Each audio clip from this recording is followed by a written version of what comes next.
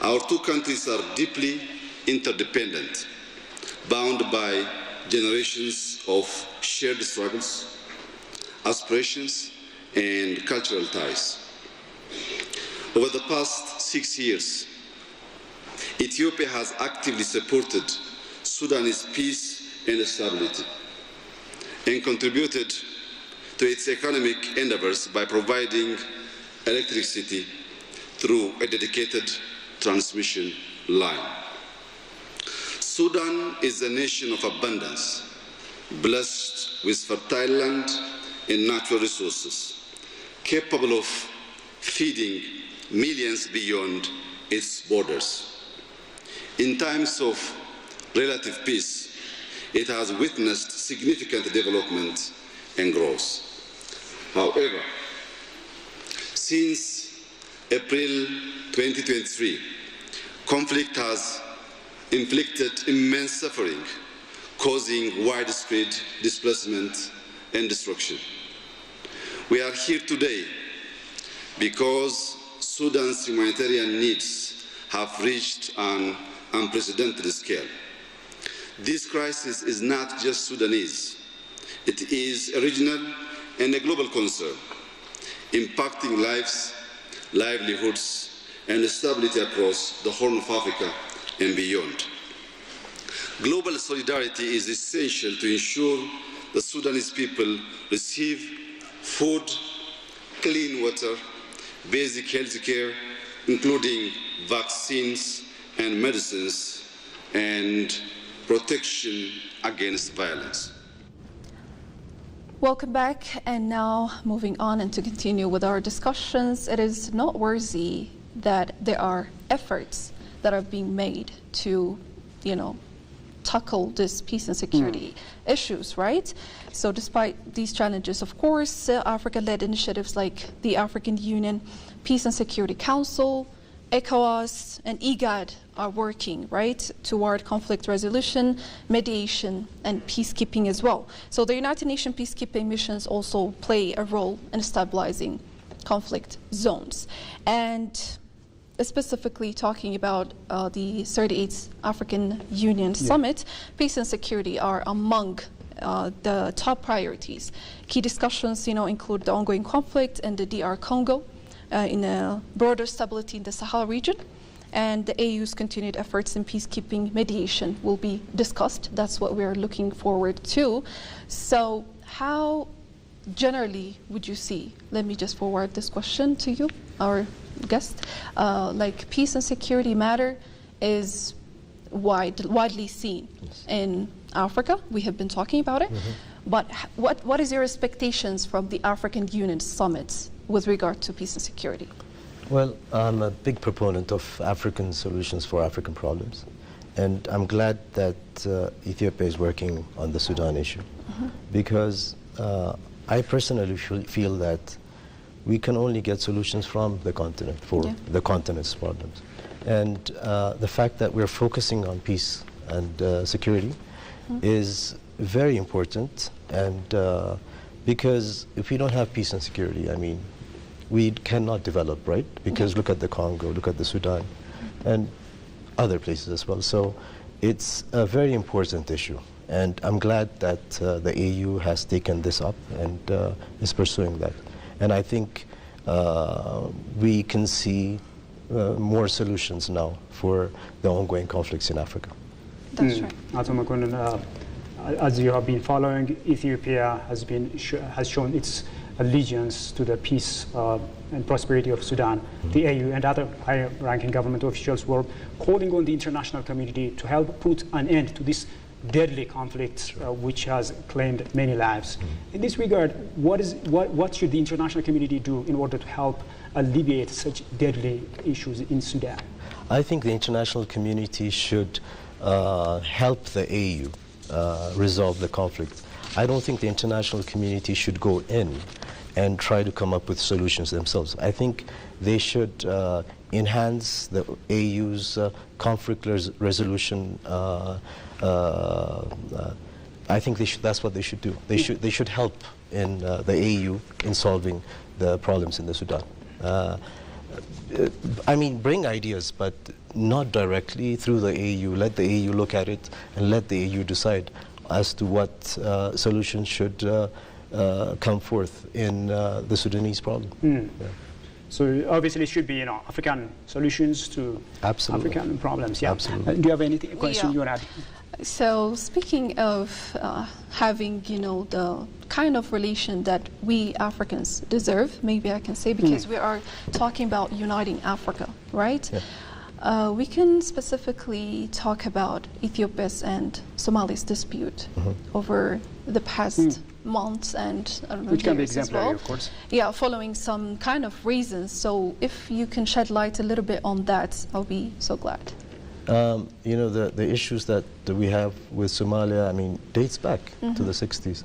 But I think that was resolved. Yeah. It was because of a certain part of land that Somalia thought that we had back in the 60s, but that was resolved. And I think the issue that we have now with the ports and so forth with Somaliland, I think would also be solved. The only thing that we have to do is, at the end of the day, Somalis are our brothers, they're our sisters. And this is the way we have to look at it. And Somalis have to know that Ethiopians are their brothers and sisters. We've been neighbors. Yeah. We have Somali Ethiopians and so forth. So I think it's something that is very easy to solve. As long as you sit at the table and talk, I think anything can be solved. I think that's the most important part, setting the table to have discussion in order to solve disputes. And that's what these two countries have been doing, having discussions. So Prime Minister Abiy Ahmed and Hassan Sheikh Mahmoud, the Somali's leader, he were here to visit Ethiopia, and they had discussions with regard to the disputes, the past disputes, and how we can move forward and have peace, enjoy peace. And let's just take a moment, to see how it was, the moment of these two leaders coming together to solve their disputes and move forward.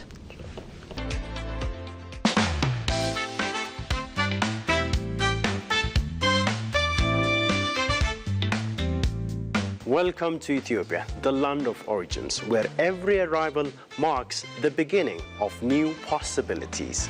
Welcome to Ethiopia, a country alive with culture, connection, and diversity. Welcome to Ethiopia, where every stay feels like home. Welcome to Ethiopia, where Africa leaders unite to shape Africa's future.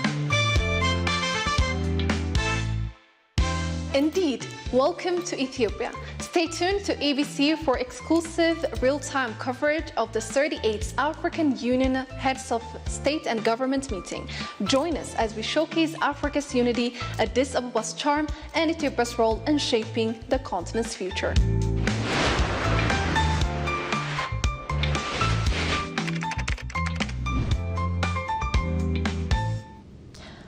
Welcome back. You are still watching the special coverage on the occasion of the 38th African Union Summit with our guest, Makonnen, right? Ato Makonnen.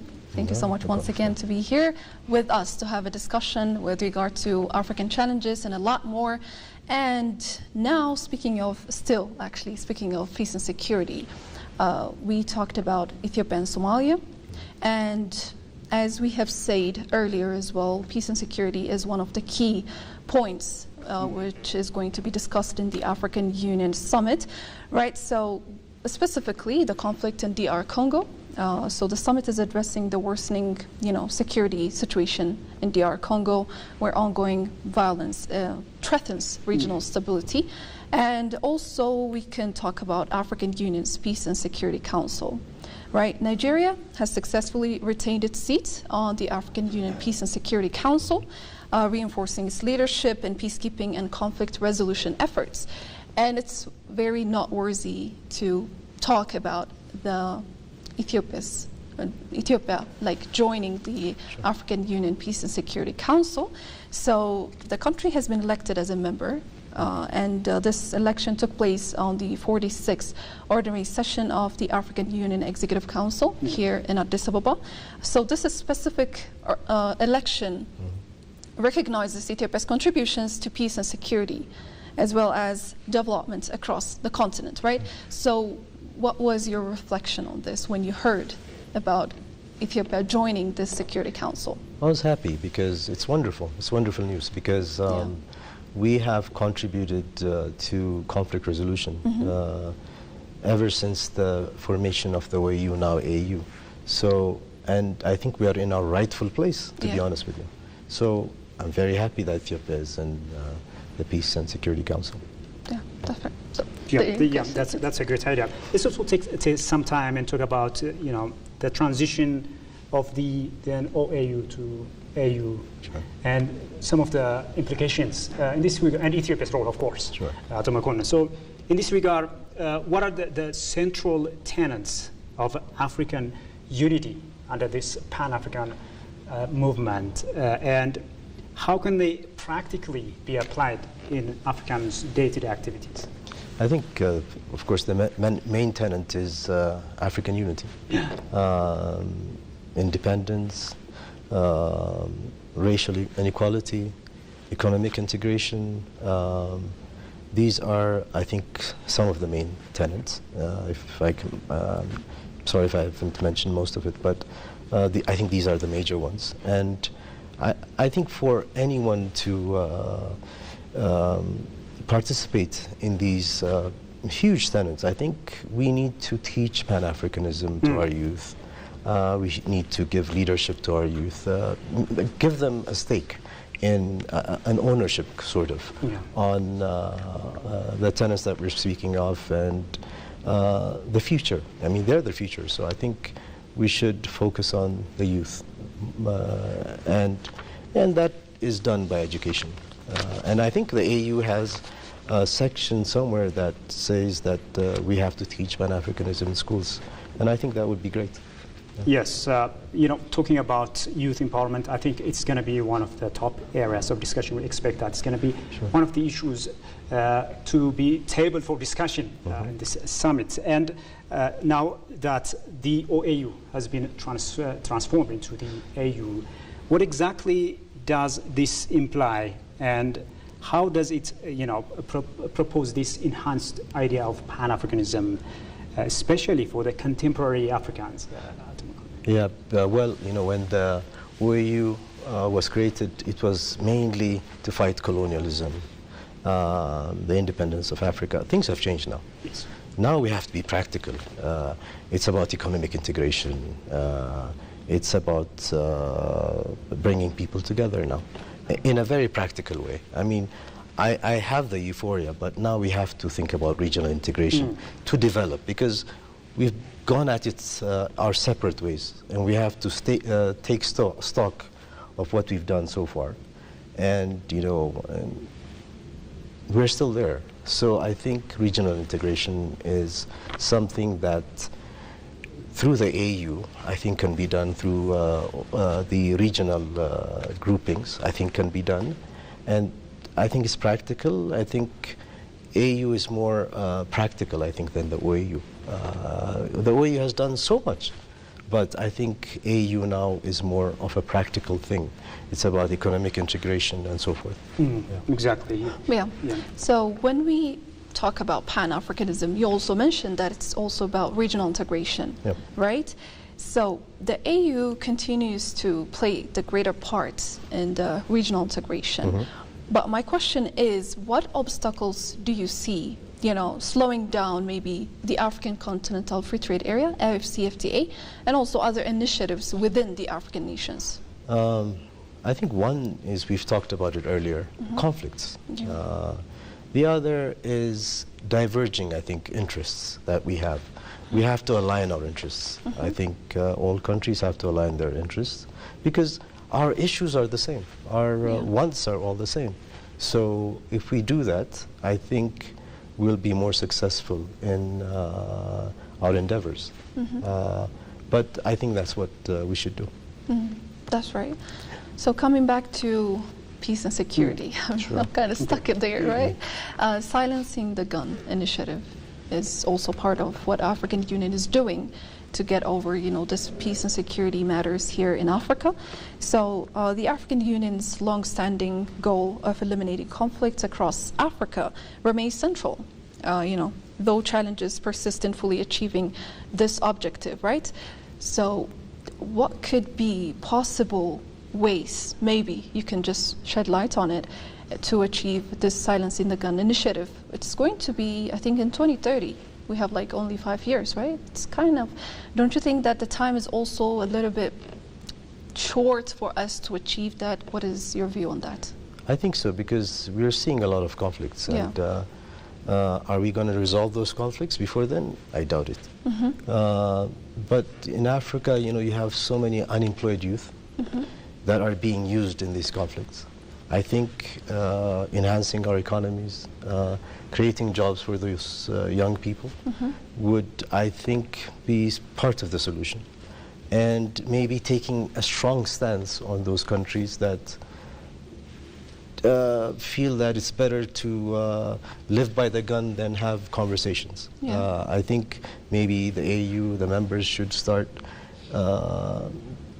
taking preventive measures. I mean, I'm talking about maybe AU membership should be, if you're having these conflicts, maybe, we should start discussing that as well. Yeah, that is right. So you can ask questions. you know what? We see that Africa has a lot on its plate when it comes to solving the different issues the continent is facing. In this regard, I think everybody concerned should contribute share for the peace and prosperity of our beloved continent. In this regard, how do you see, what are some of the ways that should be done in order to come up with lasting solutions to these issues, these recurrent issues? I think we should have a culture of sitting at the table and having conversations and solving our problems. I think because nowadays, people get angry, they pick up the gun. And those are like really backward ways of solving our conflict. I think for me it's educating the youth, taking a different road to solving our problems. It has to be at the table. We can't be picking up guns and we can't be solving our problems, because any solution that by the gun is not going to last, as we very well know, and we've seen that. So this is my take on it. Yes, sir. Yes, sir. So it all goes down to African solutions to African problems. I think. Absolutely. Do you have anything to want to? Well, questions, I'm kind of running out of questions, but you can just continue. Yeah, maybe I can take over. Let's also take some time and talk about pan-Africanism, Ethiopia, and its role when it comes to its diplomatic missions. I know your father was a great, distinguished diplomat who has contributed a lot to Ethiopia's diplomatic successes, and also making sure that Ethiopia is the seat of the then OAU and the AU. So in this regard, can you just walk me through some of the great things that your father did and accomplished? I think I'll start with the creation of the OAU. He helped in the emperor decide on getting involved in African politics, basically, because we were not that much involved back then. We were in the Monrovia group. We were just sitting there doing nothing much. But when my father came in and took over the foreign ministry, he advised the emperor to get out of the Monrovia group and then become a country that was not with the Monrovia group and the Casablanca group, an independent country that could bring the two groups together. And that's basically what he did. He went through 32 African nations. Wow. And the Monrovia and the Casablanca group members were not in speaking terms back then, because if people really looked back, because there were so many issues. So he convinced those leaders to come to Addis and again sit at the table and resolve their differences, and hence the OAU was created. He was also a proponent on fighting colonialism. He helped a lot of African liberation movements, such as Mr. Nelson Mandela, Mr. Kanda, President Kanda, and so forth. So he's been, he was a proponent of pan-Africanism. Yes, definitely, and it has gone down to history, some of the great accomplishments that he accomplished and he did, and we're really grateful for that. Thank you, I appreciate it. So, all right, you are still watching this special live coverage of the 38th African Union Summit. And right now, our staff reporter, Magdalena Siyum, is on the line to tell us what's on the ground, because she is at the African Union headquarters here in Addis Ababa, Ethiopia. So, Magdalena, thank you for joining me. So, can you tell us what's on the ground and what are you witnessing over there? Okay, good morning, everyone. Good morning, ladies and gentlemen. Today we are gathered. So today we are gathered here at the AU headquarters in Addis Ababa to bring to your ears the, updated information from the source. So all prime ministers, presidents, diplomats, top officials from 55 African countries have gathered here in Addis Ababa, to discuss pressing issues of Africa. So, this year's theme of the 38th annual summit is that, justice for Africans and descendants of African people through reparations. So, I think all the focus and all the eyes and ears are going to be located here today, and ABC is actually ready and finished the preparation to be your eyes and ears and to bring you an up-to-date information from the source.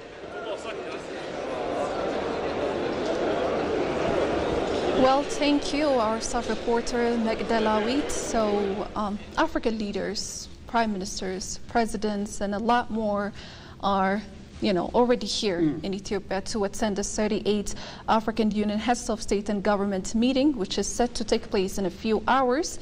But it is also very good to show how is their arrivals, because it's it's better to show it. Good vibe, it's going to bring that vibe of this historic event. So let's take a look at their arrivals, and we'll be right back.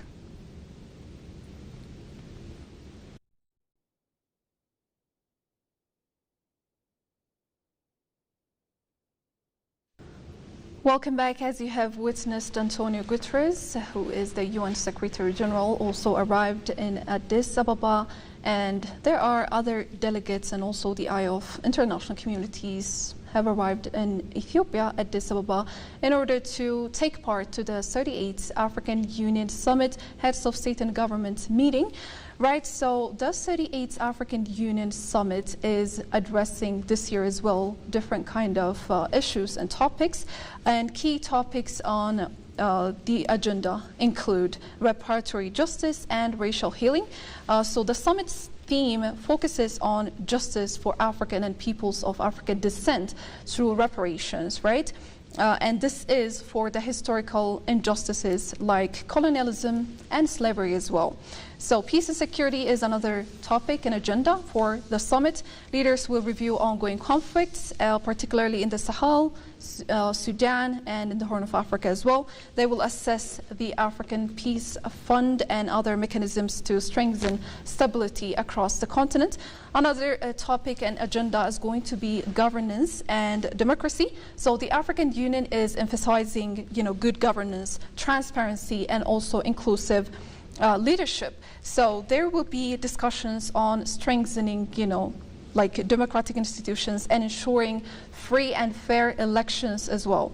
And besides to that, discussions will shed light on economic development and trade. So, the summit will evaluate the progress of the African Continental Free Trade Area and discuss economic policies to promote investment, industrialization, and also job creation.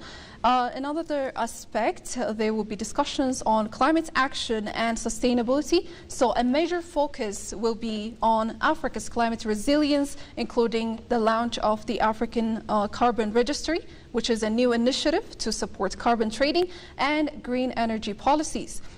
So the other is use and women's empowerment, of course. So the African Union will introduce programs such as the African Facility for Women and Political Leadership, aimed at increasing female representation in governance.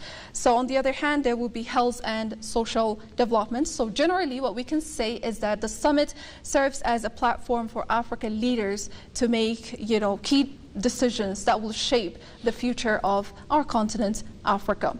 So let me just give you the chance, Shfarrel, to ask questions to our guests. Thank you, Hikma. So talking about this huge continental event which is taking place and which Ethiopia is hosting at Omakonnen, how significant a moment is this for many Africans across the continent as the leaders gather together to deliberate the various challenges and issues that are affecting the political, the economic and the social development of our beloved continent, Africa? I think it's huge. They're seeing that their leaders are responsible, addressing their issues. And if I might say, reparations, I think is long overdue. The lives that were lost during colonialism, the precious minerals that were stolen from the African continent. So, I mean, talking about these issues and bringing them up in the AU conference is amazing. I think most Africans I know will be happy to hear that these topics are being pursued by their leaders. I think that's what I believe. Yeah, interesting. So talking about the theme of 2025, it seeks to bring about justice through reparations. How timely a theme is this for Africa, and how can it kind of shape the current political landscape of Africa, given that Africa has been looted and vandalized, if you will, and so many damage have been done to Africa? I think it's long overdue because, the world is acting as if nothing happened. Colonialism is a huge crime, and the fact that the colonizers, former colonizers, didn't come up with it themselves and we're asking for it is such a sad thing for me, because we should not be asking for it. They're the ones who came here. They're the ones who colonized us. They're the ones who took our precious minerals. They're the ones who killed many Africans, enslaved many Africans. And I think we should ask for it, and it's fair to ask. And I think their answer should be very positive, and I think we should get what we deserve. Yeah. Interesting. So, talking about the continent of Africa and the issues that it's been going through, be it colonization or all sorts of defamation, misinformation, things like that. Yeah. How can this theme seek to bring about healing for Africa in some way through reparation? It does more than that. I think when we're asking for reparations, we're not asking just for Africans here. We're talking about the diaspora as well. That brings unity with the diaspora, I think. And I think, like I said earlier, it's fair to ask that, and it's long overdue, and it's something that had to be done. And I think if we do get our share, I don't know what number we've put on the loss of lives and the precious minerals and the displacement of people. But I think if we get that, that would be very good for Africa. It would be justice, and we'll get back what was stolen from us as well. Yes, yeah. I think it's high time justice is done. I think so. And this calls for the collaboration of each and every actor concerned, be it Africans or the diaspora, and also the international community. Yes. In this regard, how should the international community share to this call of justice? Because it's a call of justice, right? Yes, it is, because I hear some nations saying that, no, it wasn't us, it was our forefathers. But yet they're proud of their history. Yeah. How can you be proud of your history and then deny the fact that they're part of it? Yeah. So whatever that was done by their forefathers, I believe they're also responsible in making things right. Making things right is answering the questions and the demands that African diaspora has about reparations. Maybe with this regard, I would ask a question. Sure. How do you assess Africa's, negotiating position on reparations specifically, considering historical and also economic contexts? So when we negotiate, we should not forget that we're 54 countries with, I think, how many billion? 1 point something billion, right? Yeah, 1.4 something. Yeah. Yes, so that's huge bargaining power. Yeah. And this is my thing. If we're told no, it's none of our business, then I think we should take measures ourselves as well. I mean, it's time that we start acting as a continent,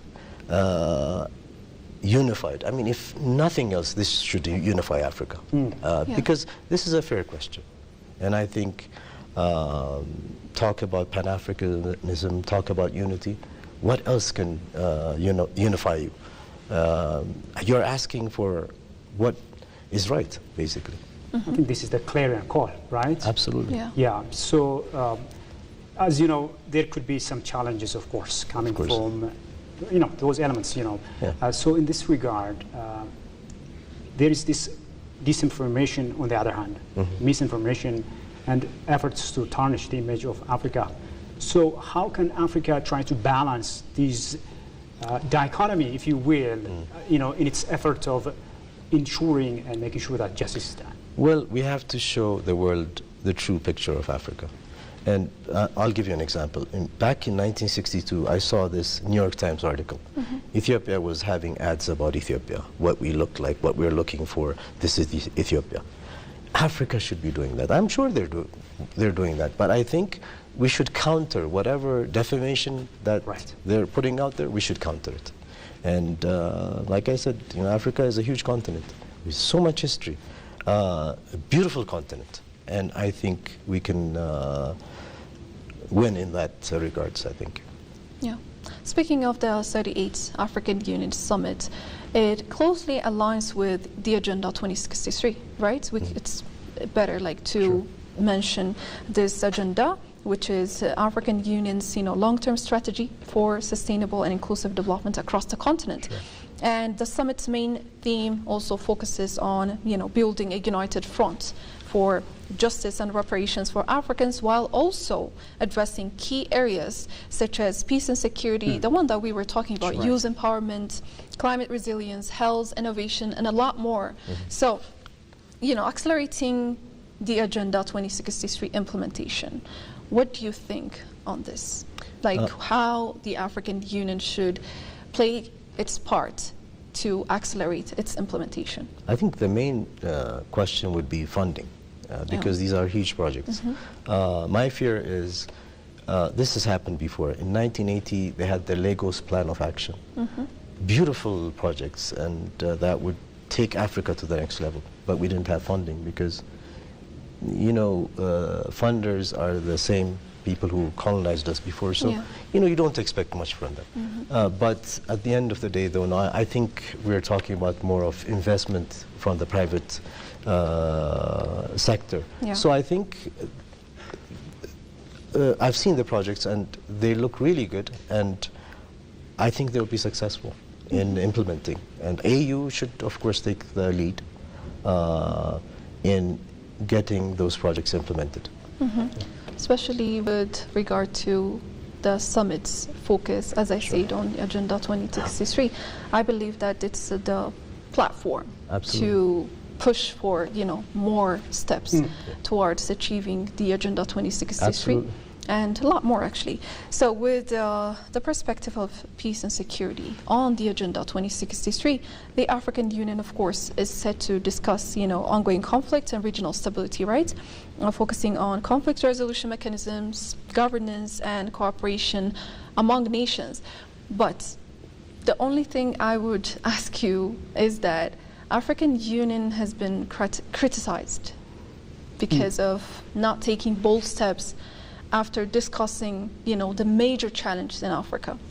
So, how this African Union Summit will play its part to maybe get out of this criticism and go for something bigger, right? Like to be in a place where this summit has played a great role to achieve this, to achieve that. How can, this summit play its part in this regard? I think there are so many discussions. I think it's time to put those words, translate them to deeds, basically. And I think the leaders should give the African Union independence to do its work.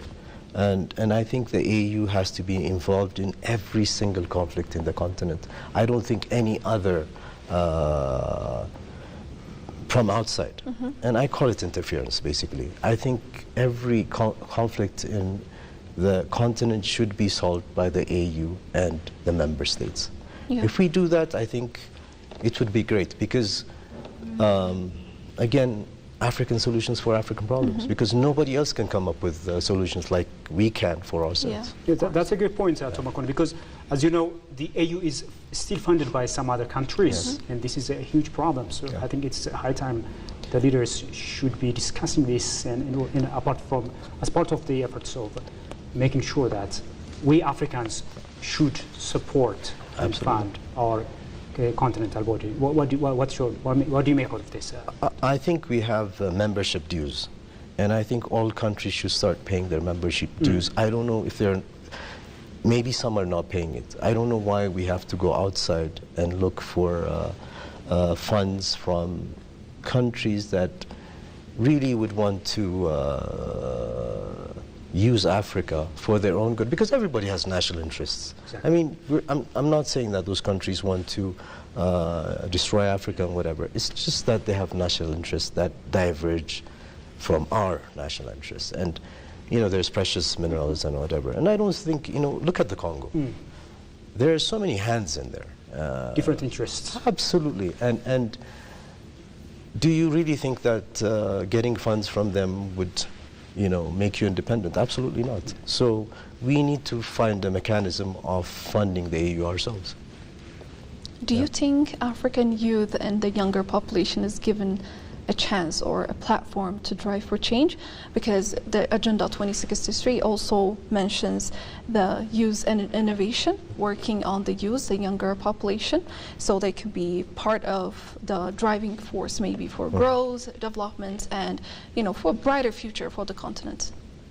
I think a little bit, but I think more should be done, because they're going to take over. At the end of the day, it's the youth that are going to take over Africa, and I want to see. I'm going to say this as simple as it might seem. I want to see a lot of Kwame Nkrumahs in Africa, because that's what we should be doing now. And if we get those youth, think about what's going to happen in Africa. It's going to be a different world altogether, and. We're going to have young people watching out for their continent, young people wanting to develop their continent. So that's what we should work on.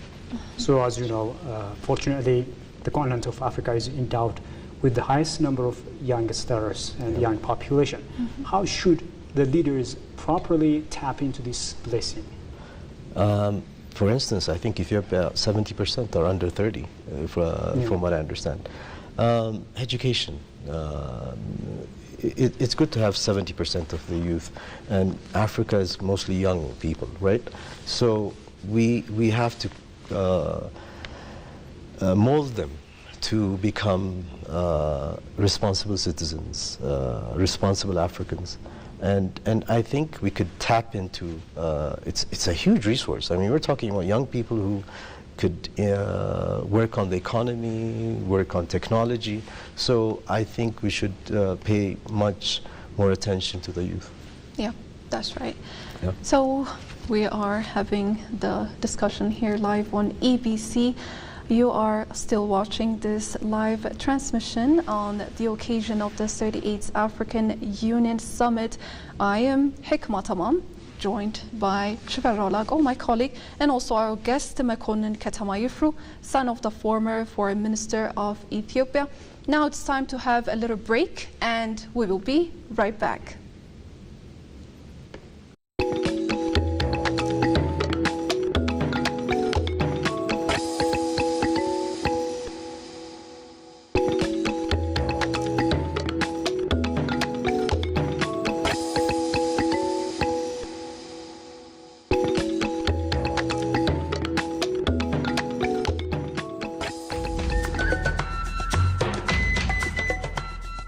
From across the continent, leaders are arriving at Bole International Airport, stepping into the capital of Pan-Africanism, where history meets diplomacy.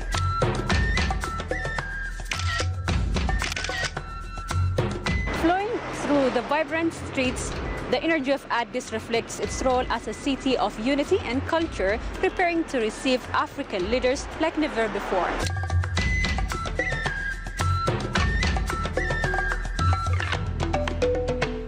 As they settle in, Addis Ababa is ready to welcome its distinguished guests with its world-class facilities, blending tradition and modernity in the heart of Ethiopia.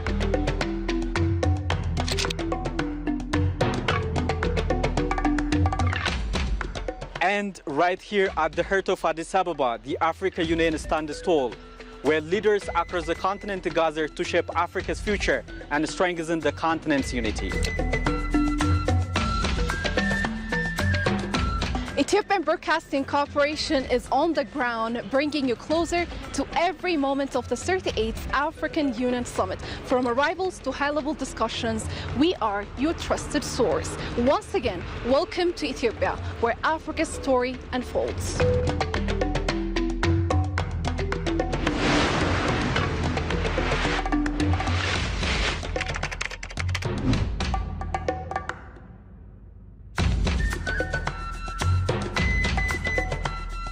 From across the continent, leaders are arriving at Bole International Airport, stepping into the capital of Pan-Africanism, where history meets diplomacy.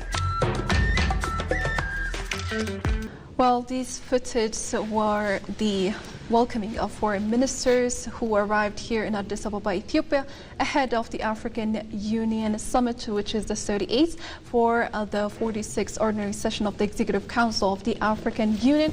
You are still watching EBC, our live transmission, to bring you exclusive insights from the historic, gathering of African leaders, policymakers, and global partners as well.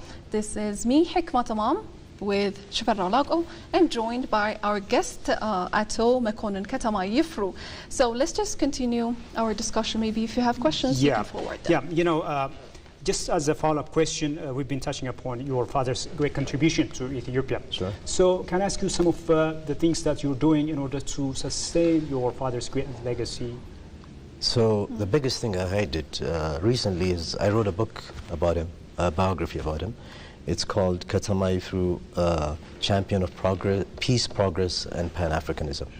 And it's actually, we just got the English version published here. Oh, congratulations. Thank you so much. And it's available in stores at the Hilton, Sheraton, and so forth. So, so that's what I've been doing. That's a great job. Yeah. So talking about Ethiopia and diplomacy, the international arena, how has the Pan-Africanism movement shaped Ethiopia's geopolitical stance at the global arena? What are some of the things that you observed in this regard? I think once, after the creation of the OAU, we became responsible for Africa. And I think our contributions put us up there, really. And in big forums, as the United Nations and so forth, we were able to give voice to the African people, whether it's African liberation, conflict, and whatever. So I think Pan-Africanism has taken us out of isolation and put us out there in the international arena. Yeah. So on the flip side of the coin, how is Ethiopia's contribution and its foreign policy roles shaping the diplomatic efforts of other African countries and beyond? Because I think it's our contributions, basically. I think most Africans know what we've done. We can go back to Adwa again. We can go back to creating the OAU again. It's not only Ethiopia, but Ethiopia played a major part in that. And our stand for liberating the continent from colonialism, our efforts in mediating conflicts in Africa, I think that has played a major role, I believe. Yeah, that's a great idea. Maybe looking forward, Sure.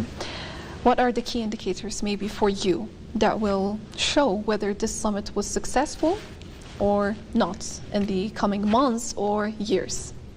I think whatever has been discussed there, and we've talked about what is being discussed, I think when we see the results, I think that's when we're going to say, okay, the AU has kept its promise and has done X, Y, and Z.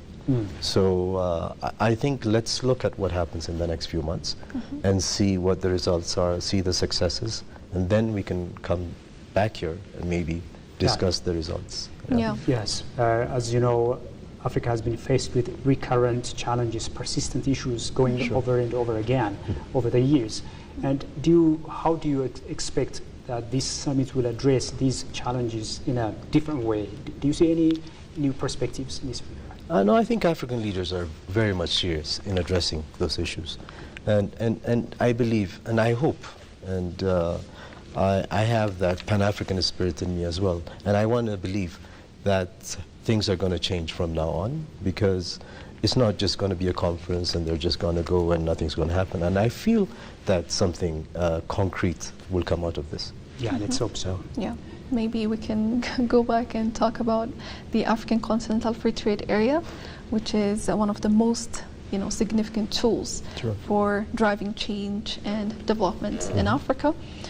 So how this AFCFTA can drive change and development, maybe with regard to regional integration, of course.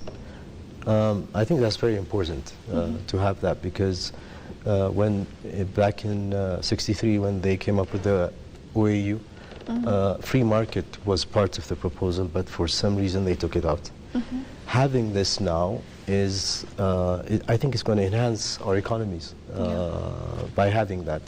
So I think it will enhance development in Africa. So this is a really good thing that is being done. Yeah. In this connection, I think one of the issues to be tabled would be free movement of people in different countries. In this regard, do you expect anything, any specific thing that would be new? Being a Pan-Africanist, I totally support that. No visas required for Africans, that should be it for me. But I understand for a lot of countries that it's not as easy as we say it is.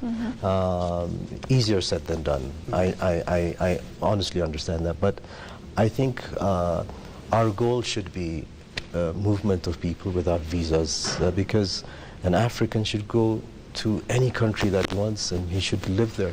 And I think a few years ago, I believe it was Kenya and Uganda who had this agreement where you can just live in Kenya with a Ugandan ID. This should be happening in Africa.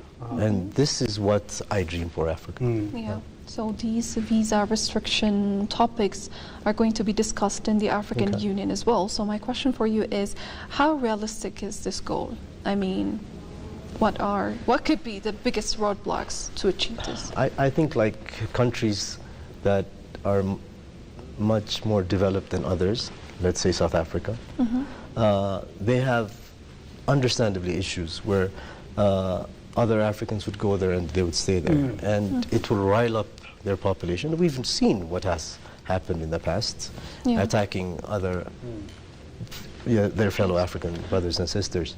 So I think it's difficult for them. That's probably what's going to hold it up. But there should be a way where we can have other Africans come in and stay in, for instance, Addis. Addis is the capital of Africa. We have the AU here. And I think all Africans should be allowed to come here without visas. I'm not putting pressure on the government, but I think all governments in Africa should have that open policy. Yeah. Because if we talk about Pan-Africanism, if we talk about African unity, this is something that we should consider. Yeah. When you even think of it, like visa restrictions, it goes against having this regional integration. Yes. If you are striving for something specific and you have agenda and you want to achieve something like uniting Africa, one Africa, like it's going to be very hard with these visa restrictions because we Africans, we want to visit other, like our neighbors, our continent. We want to visit it and see what resources that we have. We want to see what are the possible opportunities for us as Africans, right? And maybe I can ask you, with respect to economic growth and regional integration, how this actually impacts specifically visa restriction and everything, and how this maybe puts the end to visa restrictions, maybe in the African Union Summit where they discuss and put an end to it, maybe, I don't know. I think they should actually consider it, they should discuss it, and they should come up with a plan that will not affect, these countries that are afraid of an influx of a population, of immigrants to come to their countries. Ease their worries, I think. It should be, we can do that. Visa restrictions, goes against pan-Africanism, goes against African unity. So look at Europe. The European Union was created way after the OAU. And look what they're doing. We should be doing better than them, to be honest with you. So I beg our leaders to consider that. Maybe, Ashfar, if you have a question. Perhaps there could be some roles to be played by the different regional blocs like IGAD and ECOWAS and others in this regard. So how should they handle this issue? I think like IGAD, for instance, could work on the countries like Ethiopia, Eritrea, Sudan, and so forth, and Somalia, Djibouti. I think we should start there, blocks, and then move on to the entire continent. I think someone has to be an example. I'm sure there are countries that maybe I'm not aware of who are just, I hear that Rwanda was talking about it. I don't know if they've implemented it. So we need examples. And that's the only way we can do examples by the regional blocks, I think. If one did that, and with best practices, others can learn on how to, without putting so much pressure on their economies, maybe. So I think it can be done. And let's see. Yeah, let's see. And as a nation that has been spearheading different new initiatives, how can Ethiopia contribute a positive role in this regard by first itself allowing this free movement and also galvanizing others to follow suit? Because Ethiopia has been proponent of different, spearheading different initiatives, like take for instance the Green Legacy Initiative and others. So in this regard, how should Ethiopia contribute here? I think Ethiopia should be a proponent on visa-free access to countries, because again, the African Union is headquartered here. We've contributed a lot for the betterment of Africa. I think this is one thing that we should take up. I understand, there are security problems with the visa-free issues, and it probably is going to put a load on your economy, maybe. But, if we start thinking as Africans, I think that would be something that we should consider. I think so. That's a great idea. Obviously, there could be some interested groups that could go against such move, right? So how should African leaders be wary of this, and how should they overcome it? Well, African unity is a threat for some countries, and for countries who have vested interest in Africa, in manipulating Africa to get the precious minerals and all and so forth. So African leaders should not listen to advice from those countries, should not lend their ears to those countries. I think, again, we go back to African solutions for African problems. And this is the best thing right now, is having the conference and talking about these things and settling them yourself. That's it. Well, discussing about Africa, even a whole one day wouldn't be enough, I believe. So, yeah, we have restricted time. We'll have to wrap it so, up. yeah, that's a wrap for now. I would like to thank you so much, our guest, Makonnen Katamayufru, son of the former Foreign Minister of Ethiopia, for making time and discussing with us, of course. Now it's a wrap for the hour. Now this is the live transmission of the 38th African Union Summit. We actually tried to discuss and take cover about the topics, the agendas, and the challenges in Africa, what could be the possible solutions, and a lot more. Now the Arabic department will take its part to discuss in the Arabic language. So it's a goodbye from me, Hikma Tamam, signing off, and also Shafar Rawlako, and goodbye.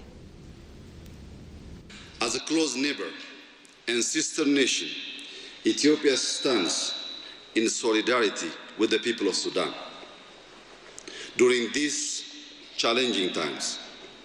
Our two countries are deeply interdependent, bound by generations of shared struggles, aspirations, and cultural ties. Over the past 6 years, Ethiopia has actively supported Sudanese peace and stability, and contributed to its economic endeavors by providing electricity through a dedicated transmission line. Sudan is a nation of abundance, blessed with fertile land and natural resources, capable of feeding millions beyond its borders. In times of relative peace, it has witnessed significant development and growth. However, since April 2023, conflict has inflicted immense suffering, causing widespread displacement and destruction. We are here today because Sudan's humanitarian needs have reached an unprecedented scale. This crisis is not just Sudanese. It is a regional and a global concern, impacting lives, livelihoods, and stability across the Horn of Africa and beyond. Global solidarity is essential to ensure the Sudanese people receive food, clean water, basic health care, including vaccines and medicines, and protection against violence. As a close neighbor and sister nation, Ethiopia stands in Africa, Africa, Africa, ሀገራችን. Africa, Africa, Africa, ሀገራችን. Africa, Africa, Africa, ሀገራችን. Africa, Africa, Africa, ሀገራችን. በክብር ይፍለቃ Africa nation.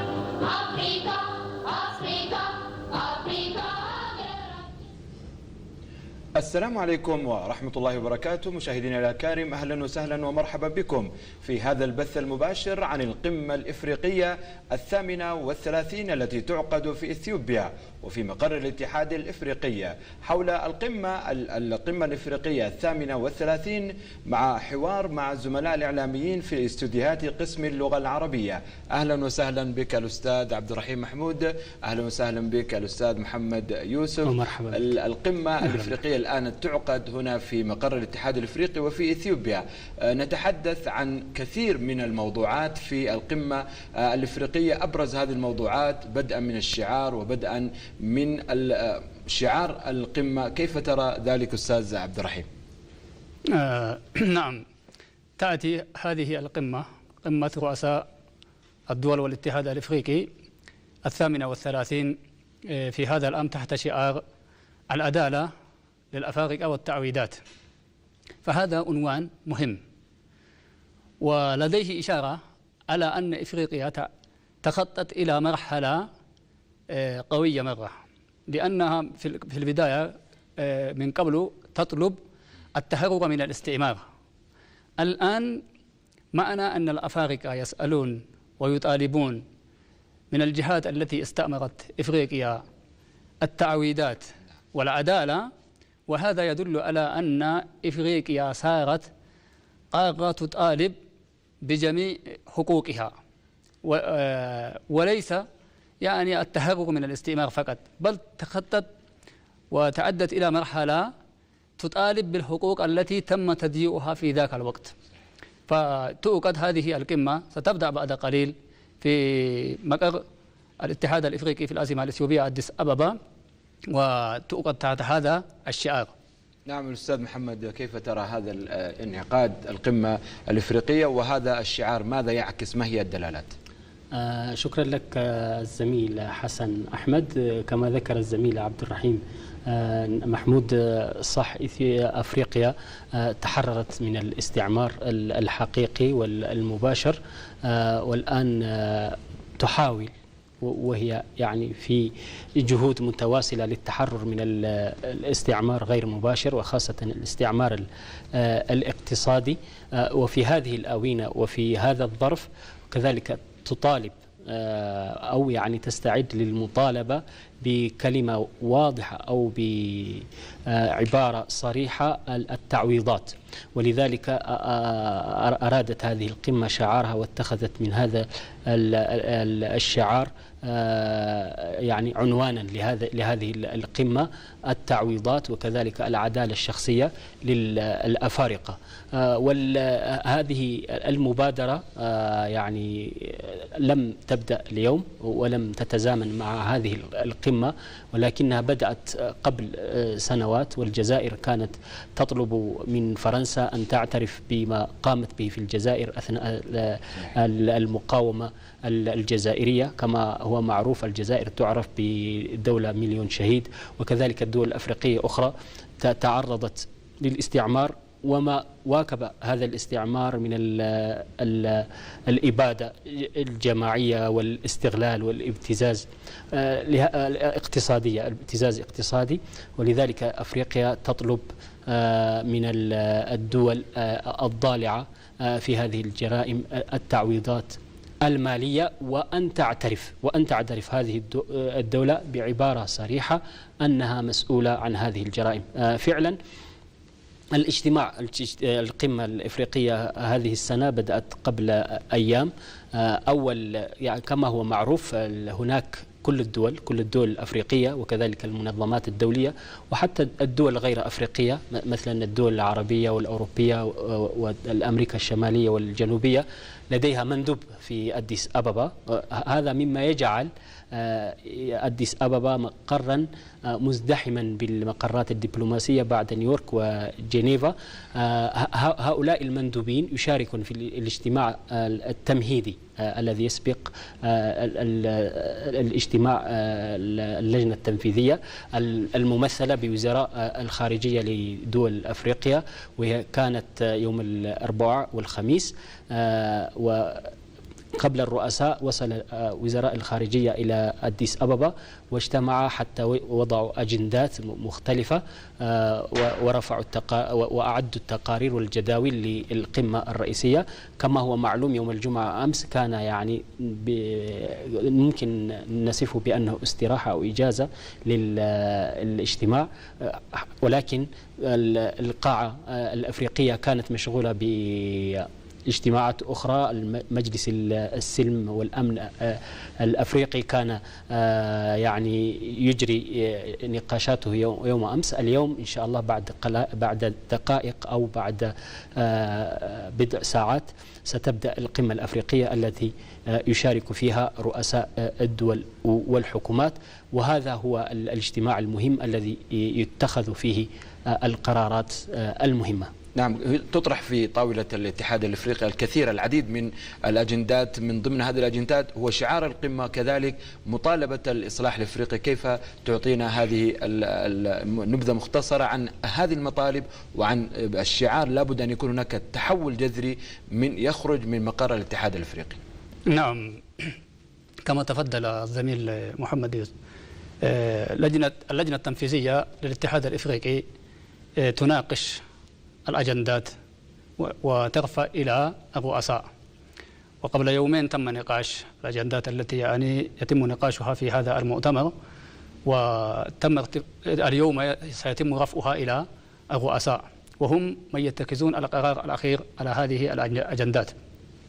من ضمن المطالب التي يتم نقاشها في هذه القمة أولا مطالب الإصلاح الإفريقي. عندما نقول مطالب الإصلاح الإفريقي، الاتحاد الإفريقي يحتاج إلى أجندات ويحتاج إلى خطط ويحتاج إلى كذا. ومن ضمن هذه المطالب التي يتم نقاشها في هذه القمة تطوير الأداء.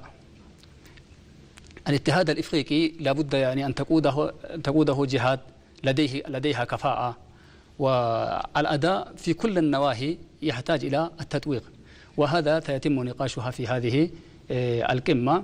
كما سيتم نقاش قضايا التمويل.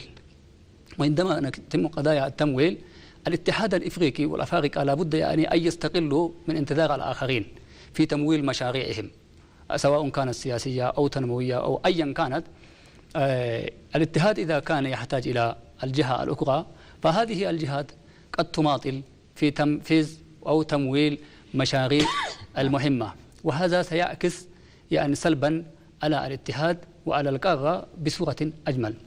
فلهذا هذه النقطة أيضا هي التي سيتم نقاشها خلال هذه الجلسة، كما سيتم نقاش إنشاء منطقة التجارة الحقوق القارية الإفريقية التي تم الإعلان عنها قبل سنوات لكن لم تنفذ حتى الآن بأسباب متعددة. ويتم أيضا نقاش هذه القمة حتى تدخل حيز التنفيذ على مستوى القارة وليس على مستوى يعني مناطق محددة أو دويلات محددة. ويتم أيضا نقاش يعني تبادل الزيارات أو تداخل يعني في ما بين الدول الإفريقية بدون تأشيرة مثل ما نجد يعني في الدول الغربية. وهذه أيضا من الأمور التي سيتم نقاشها في هذه القمة. وكذلك إنشاء إعلام قاري يمثل ويظهر للعالم حقائق إفريقيا، وهذا الشعار الذي قلنا يعني تحت العدالة والتعاويد لابد يعني أن تعترف الجهات الأخرى بالتاريخ المظلم الذي قاموا به. وهذا الإعلام الإفريقي الذي يمثل إفريقيا حقيقة هو الذي سيظهر هذه الحقائق. وكذلك الظلم والمساءلة وهذه الأمور كلها تحتاج إلى إعلام قوي يمثل إفريقيا ويظهر يعني حقائق إفريقيا. كما يتوقع يعني أن تناقش هذه القمة أيضا قضية السلام والأمن في إفريقيا. قضية السلام والأمن هي المهم في الوقت الحالي في إفريقيا، وهي التي يعني أعاقت كثيرا من المشاريع التنموية التي تسعى الدول الإفريقية لتحقيقها من ضمن خطة 2063 خطة تحقيق السلام والازدهار في إفريقيا. لكن ما زال أن هناك عوائق وعقبات يعني تحد هذه الخطط ما تستطيع إفريقيا يعني أن تصل إلى ما ترغب تحقيقه بحلول 2063. فلهذا يعني هذه الأجندات وغيرها من الأجندات المهمة التي سيتم نقاشها خلال هذه القمة. نعم الأستاذ محمد يوسف، ضمن الأجندات المطروحة في القمة الإفريقية التنمية الاقتصادية، التنمية المستدامة، الاهتمام بفئة الشباب، الابتكار، التغير المناخي. ما هي برأيك ما هي يعني المتوقع أن تطرح هناك كثير كما ذكر الأستاذ عبد الرحيم محمود الكثير من القضايا، لكن هناك ستكون بعض القضايا المهمة التي ستتخذ ضمنها القرارات أو إصدار القرارات من قبل الرؤساء ودول الحكومات الإفريقية. نعم كما تفضلت يعني هناك إطار عام للاتحاد الإفريقي وهو أجندة تهدف لتحقيقها الدول الأفريقية يعني على وجه الخصوص ما يسمى أجندة 2063. هذا إطار عام وهناك أهداف مختلفة وهو يسعى يعني أهداف رئيسية وأهداف متفرعة. عموما هو يريد يحقق ازدهار لجميع مواطني إفريقيا، يعني توفير بنى تحتية، تحقيق الأمن والاستقرار، مثل هذه الأمور. وتحقيق هذه الأهداف يحتاج إلى أداء قوي ومتميز، ولذلك جاءت فكرة يعني إصلاح الأداء، ويحتاج إلى اختيار وتعيين مسؤولين يعني ينجزون كل المهام في وقتها وفي وقتها المحددة. الآباء المؤسسون كما هو معروف وضعوا أجندات، وهو تحرير الدول الأفريقية من الاستعمار، وكذلك إسقاط النظام الفصل العنصري في جنوب أفريقيا، ونجحوا في ذلك. نعم ننتقل وإياكم إلى البث المباشر يعني مجريات انعقاد القمة الإفريقية 38 في مقر الاتحاد الإفريقي، ونواصل بعد ذلك. Heads of African Union organs and regional economic communities and mechanisms I also recognize the presence of our partners, members of the diplomatic corps, members of the press, and all distinguished delegates, all protocols observed. May I now kindly call the Excellency Chairperson of African Union to call this meeting to order. Your Excellency, you have the floor. Thank you.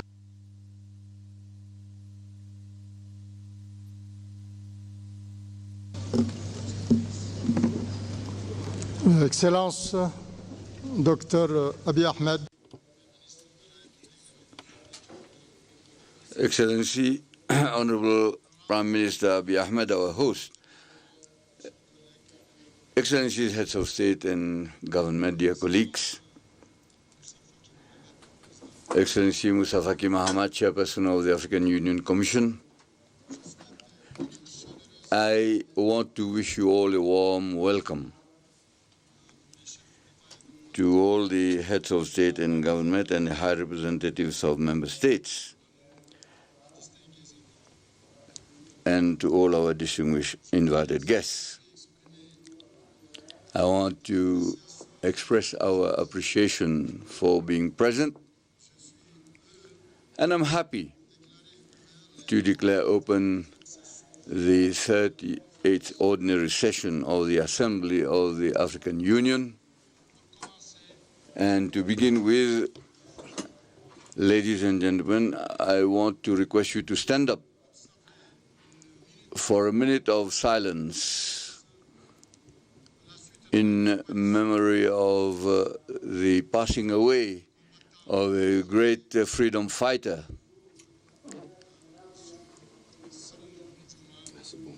President Sam Nujoma, the founding father of Namibia, and I thank you.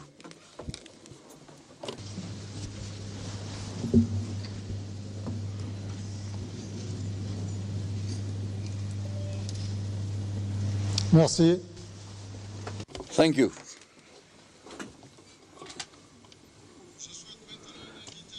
Now I want to call upon the protocol of the African Union to tell us and roll out the opening ceremony.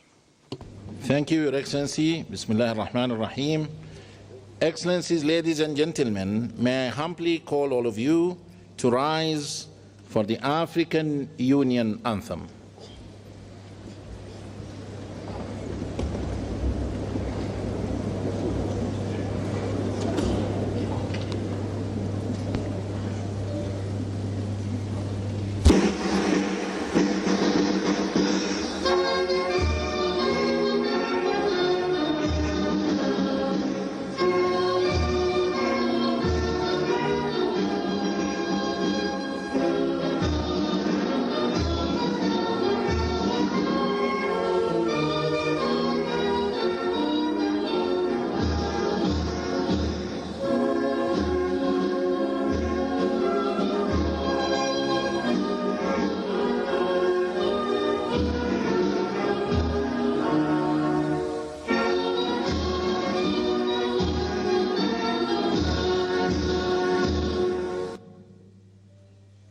Thank you.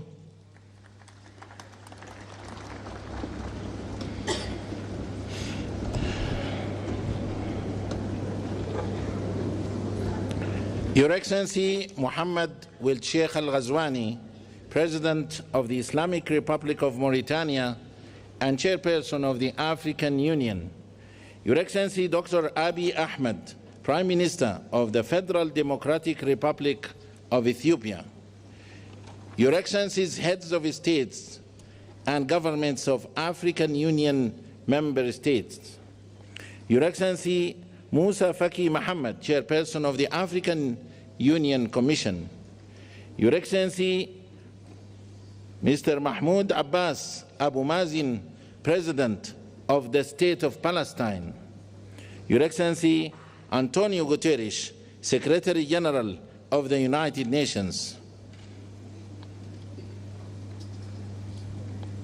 Your Excellency Maya Motley, Prime Minister of Barbados, Your Excellencies, distinguished former presidents here present, Honorable Fairest Ladies here present, Your Excellencies, Honorable Ministers, Your Excellency Dr. Monique Nzanza Baganwa, the Deputy Chairperson of the African Union Commission, Excellencies, Commissioners, and all the leadership of the Commission, Excellencies, Ambassadors, members of the Permanent Representatives Committee, Your Excellency Mina Wamakela, Secretary General of the African Continental Free Trade Area, AFCFTA, Your Excellency Madame Nardos Bekele Thomas, Chief Executive Officer of the African Union Development Agency, AUDA-NIPAD,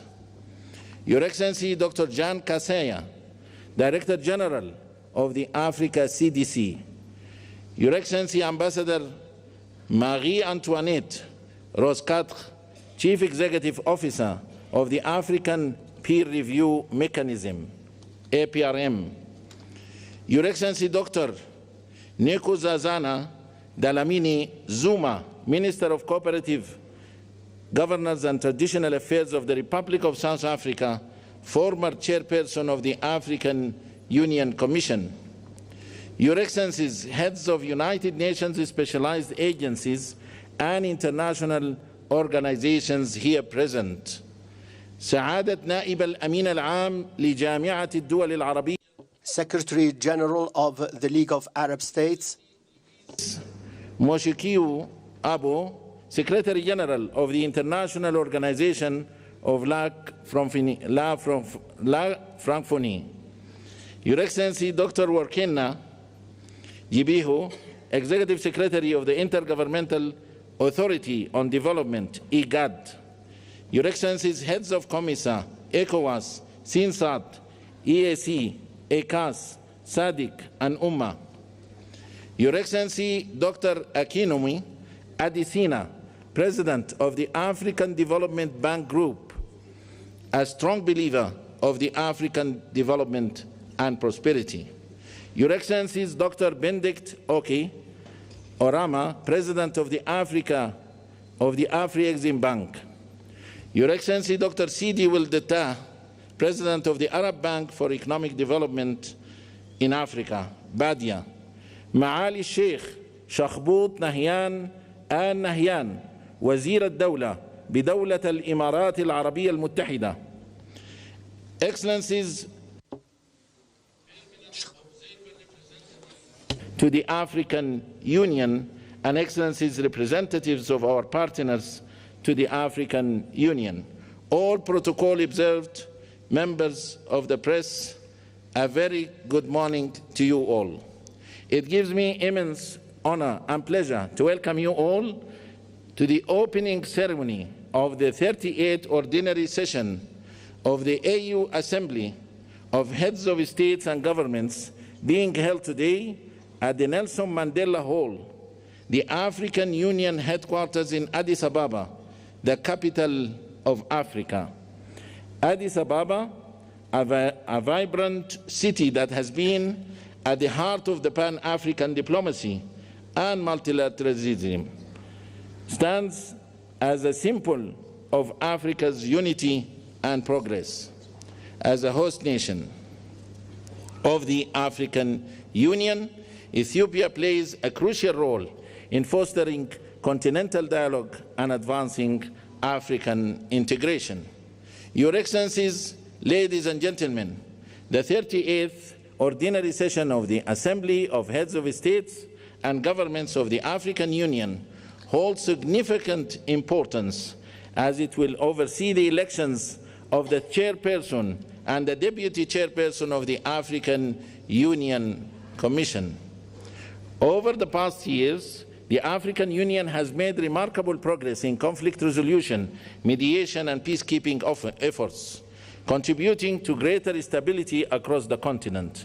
Economic transformation has been further strengthened through the African Continental Free Trade Area and accession to the G20, contributing towards the implementation of Agenda 2063, the Africa we want.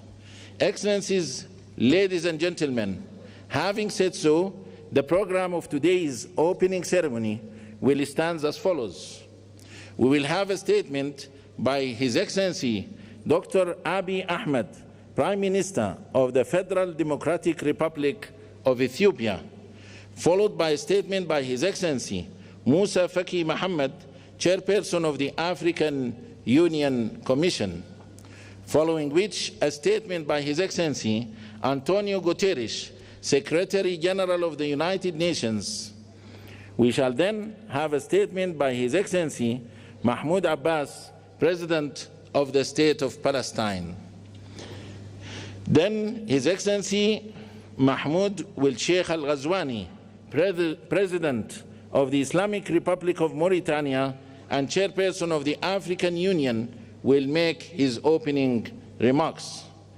Immediately after that, we will call the Dean of African Ambassadors in Ethiopia to introduce the new Bureau, members of the African Union Assembly, following which we shall have the handover ceremony for the Chairperson of the African Union.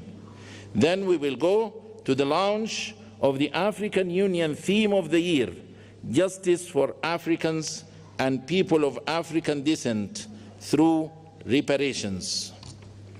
Without any further ado, I have the great honor and privilege to invite His Excellency Dr. Abiy Ahmed, Prime Minister of the Federal Democratic Republic of Ethiopia, to deliver his statement. Your Excellency, the floor is yours. Your Excellency.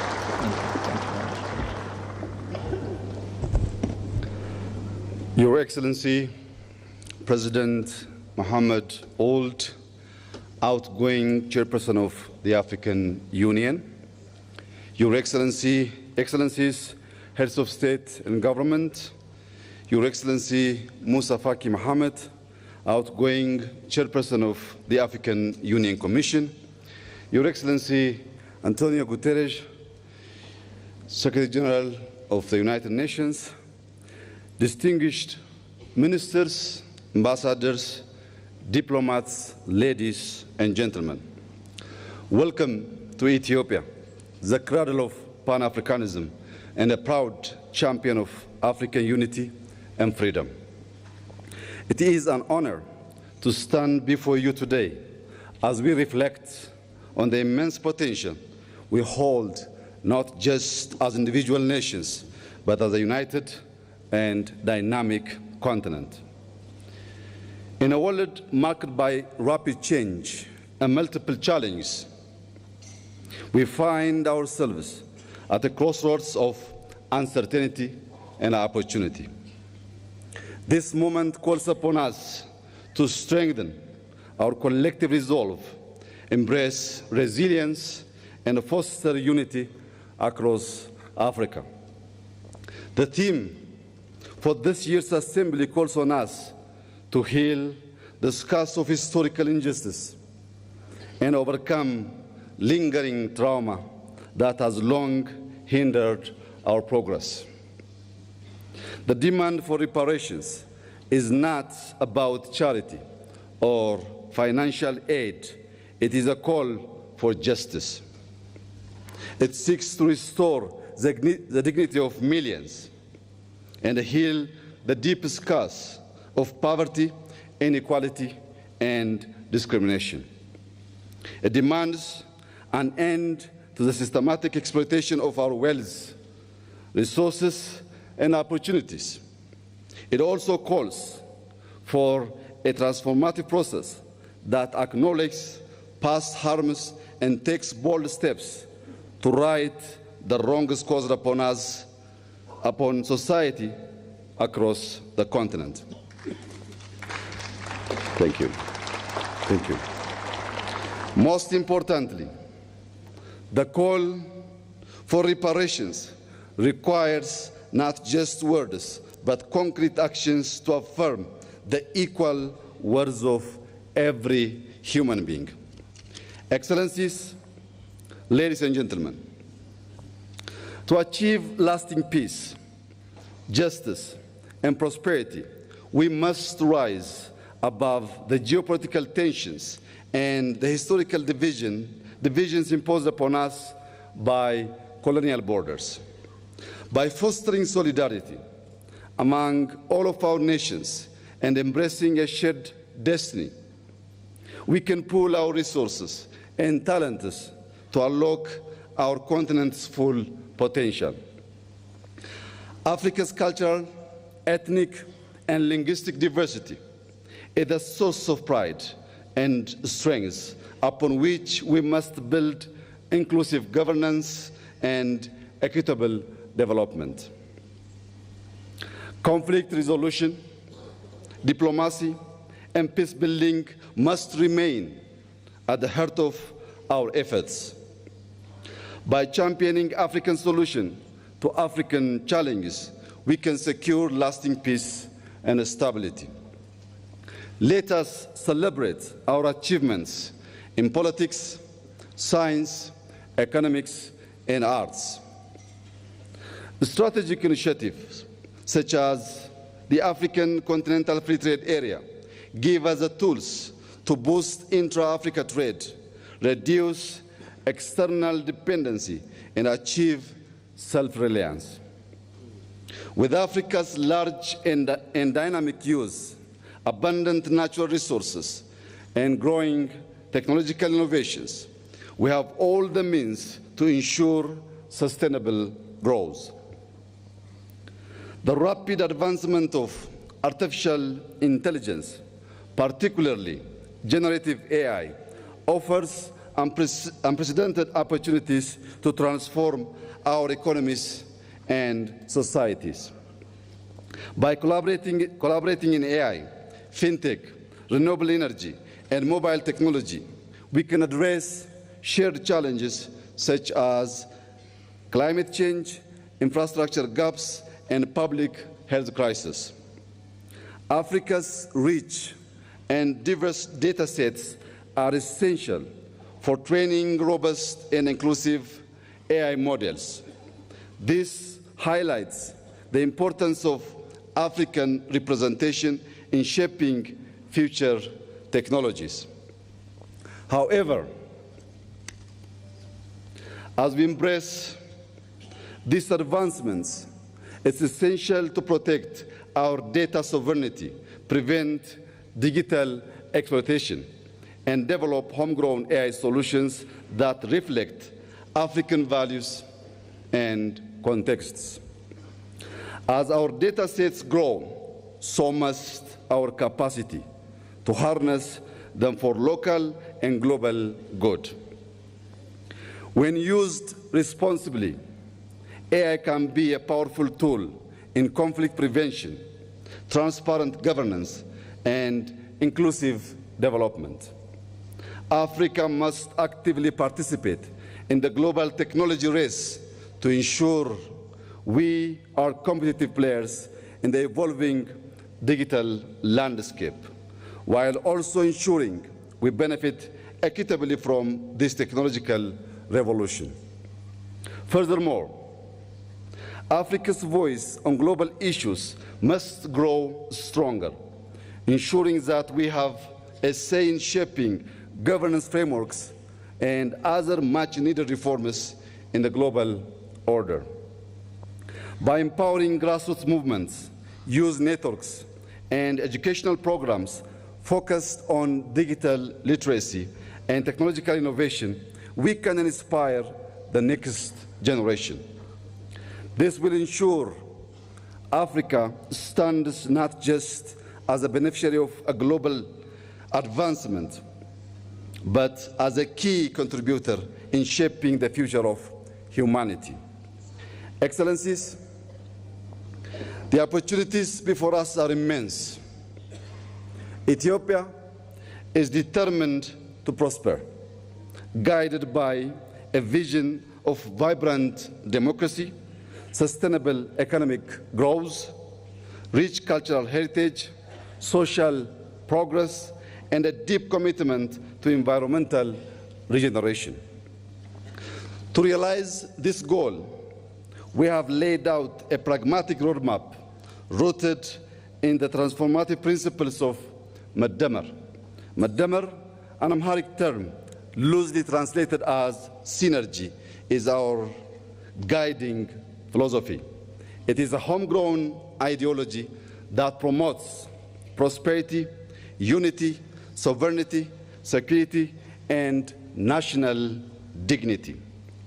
At its core, Madamar encourages social and economic advancement, celebrates diversity, and nurtures a spirit of community grounded in Ethiopia's rich culture, spirituality, and values. Reflecting on the progress of the past 5 years and building on the vision of Madamar, Ethiopia has made remarkable strides. Despite inheriting a nation deeply divided along ethnic lines, burdened by substantial debt, and facing numerous internal challenges, we have moved forward with determination. At the same time, we navigated a complex and ever-changing regional and international landscape.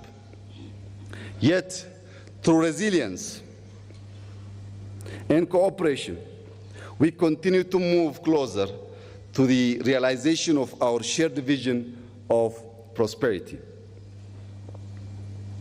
Our achievements speak for themselves. Allow me to share a few highlights. We have reformed our political system, transforming into an inclusive multi-party framework that reflects the diversity of our nation.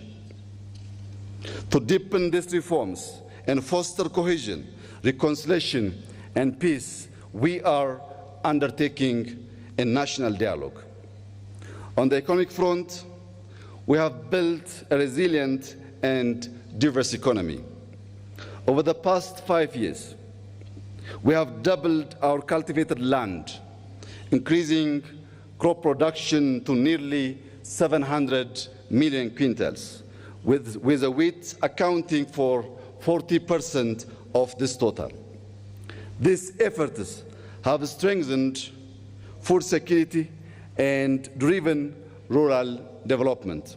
Today, Ethiopia is the largest wheat producer in Africa.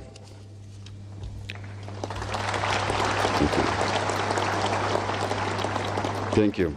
Through collective efforts, we have reduced external debt by over 50%, double both GDP and GDP per capita, and tripled government revenue in 5 years, with an 8.1% growth reported in the most recent fiscal year. Across the country, our major cities are evolving into dynamic, culturally rich, and sustainable hubs.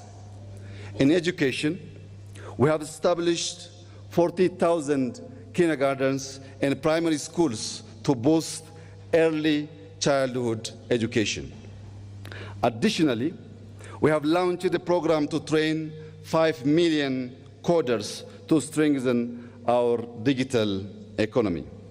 Furthermore, we strive to honor our heritage by restoring national sites, developing tourist destinations, and reclaiming cultural artifacts, fulfilling our duty as the guardians of our nation's treasures.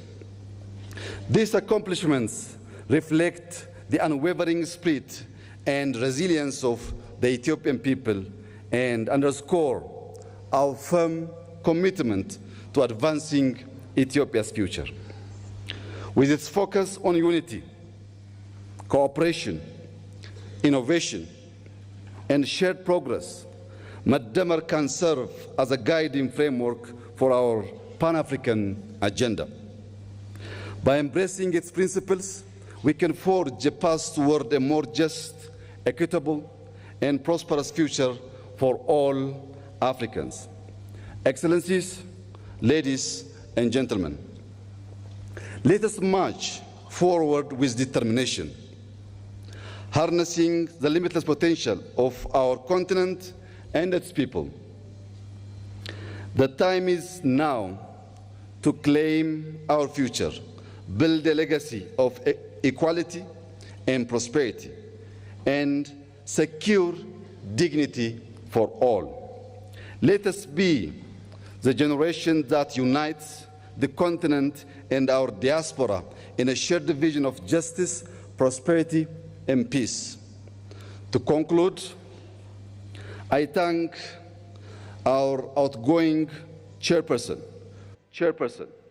President Mohammed Ould, for his leadership and representing our organization on the global stage. Allow me to also warmly congratulate our newly chairperson, President João Lourenço, and wish him success during his tenure. I would also like to take a moment to express my heartfelt gratitude to His Excellency Moussa Faki Mohammed for his exemplary leadership as chairperson of the African Union Commission over the past 8 years.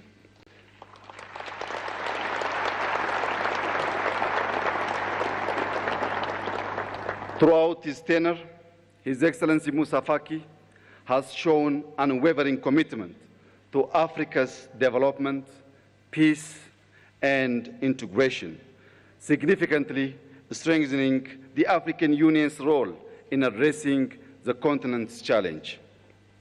I also extend my sincere thanks to him for being a steadfast friend of Ethiopia, supporting us not only during our times of success, but also in our moments of difficulty.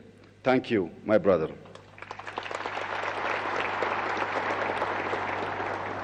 As we bid farewell to His Excellency Moussa Faki, it is with great pleasure that I extend a warm welcome to our incoming chairperson of the African Union Commission here in Ethiopia. I am confident that under his leadership, we will continue to make great strides toward achieving our collective goals. I wish him every success during his mandate. Thank you for your attention, and I wish us all a fruitful summit. God bless Ethiopia. God bless Africa. I thank you.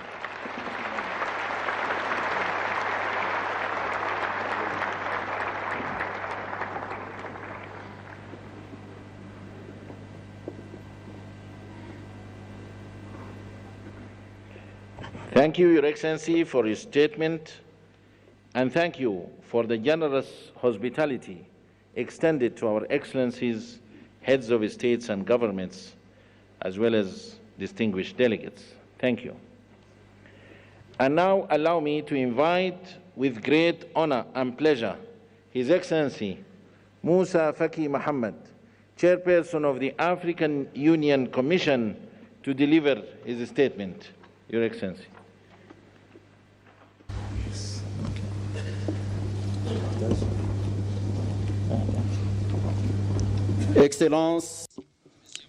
Excellency Mr. Mohammed Sheikh Al Ghazwani, President of the Islamic Republic of Mauritania, current Chairman of the African Union,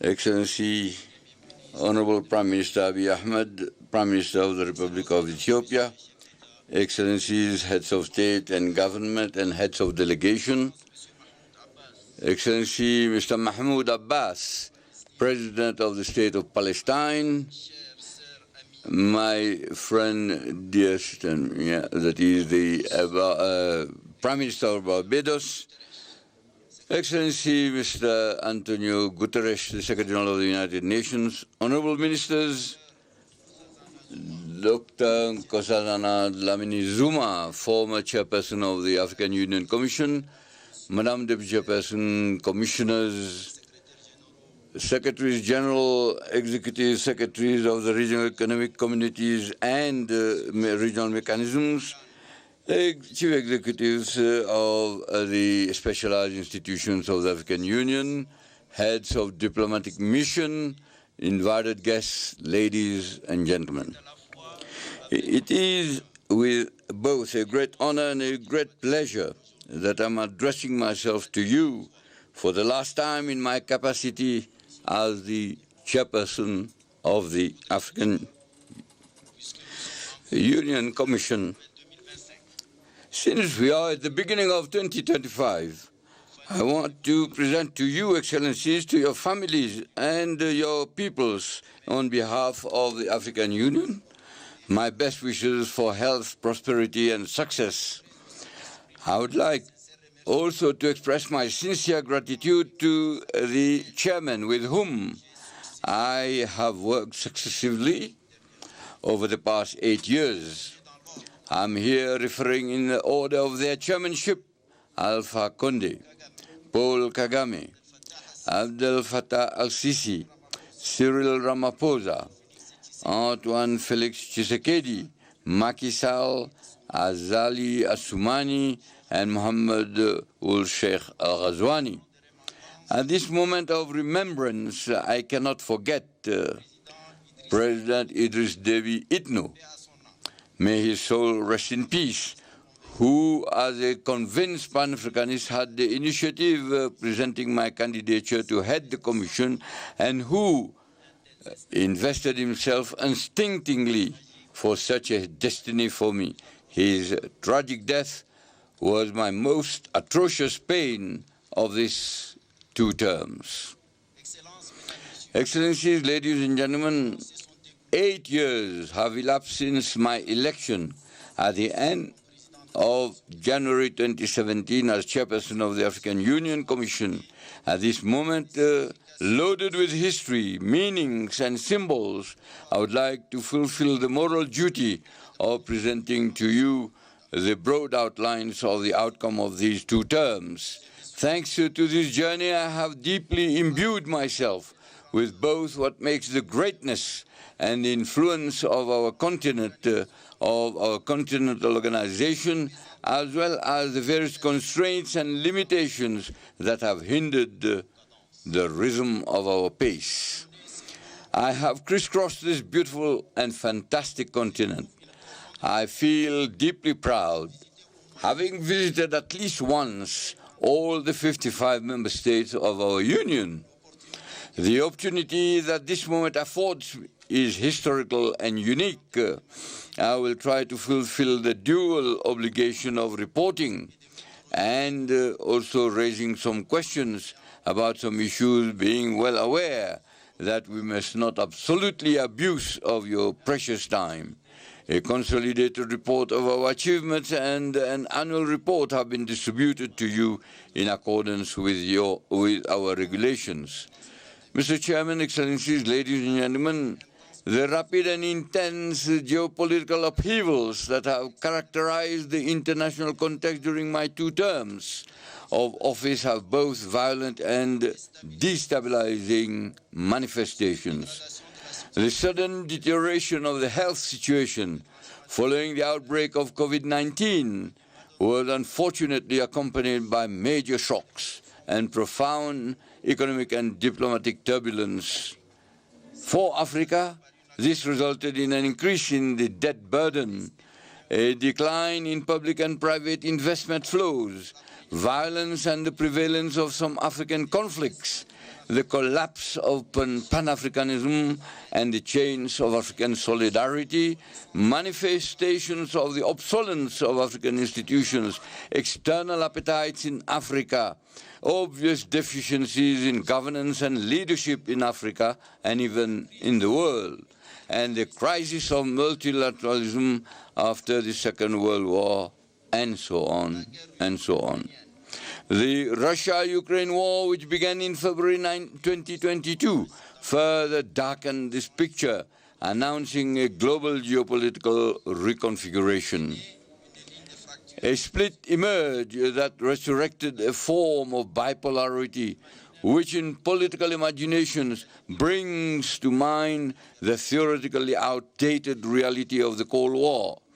Deep uncertainties about the sustainability of peace and international cooperation have poisoned the minds, darkened the conscience, and reinforced the pessimism, selfishness, and mercantile pragmatism. The consequences of this war deeply affected Africa, which imported most of its cereal consumption and agricultural inputs from these 2 countries, that is Russia and Ukraine. The specter of food and health insecurity hung over many of our countries, many of which continue to suffer from their structural fragilities. Excellency, Mr. Chairman, heads of state and government, ladies and gentlemen, in the Middle East, the brotherly people of Palestine suffered and continues to suffer one of the worst injustices in the history of mankind. The horrible and unjust war which completely destroyed everything in Gaza and Palestine, particularly in Gaza, to deprive this people of its fundamental rights to independence, peace, existence, and to life, in an indescribable shame for the whole of mankind.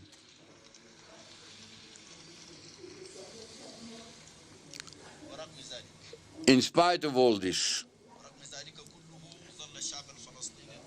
these valiant Palestinian people remained stoic, and the African Union remained firmly by the side of the Palestinian people.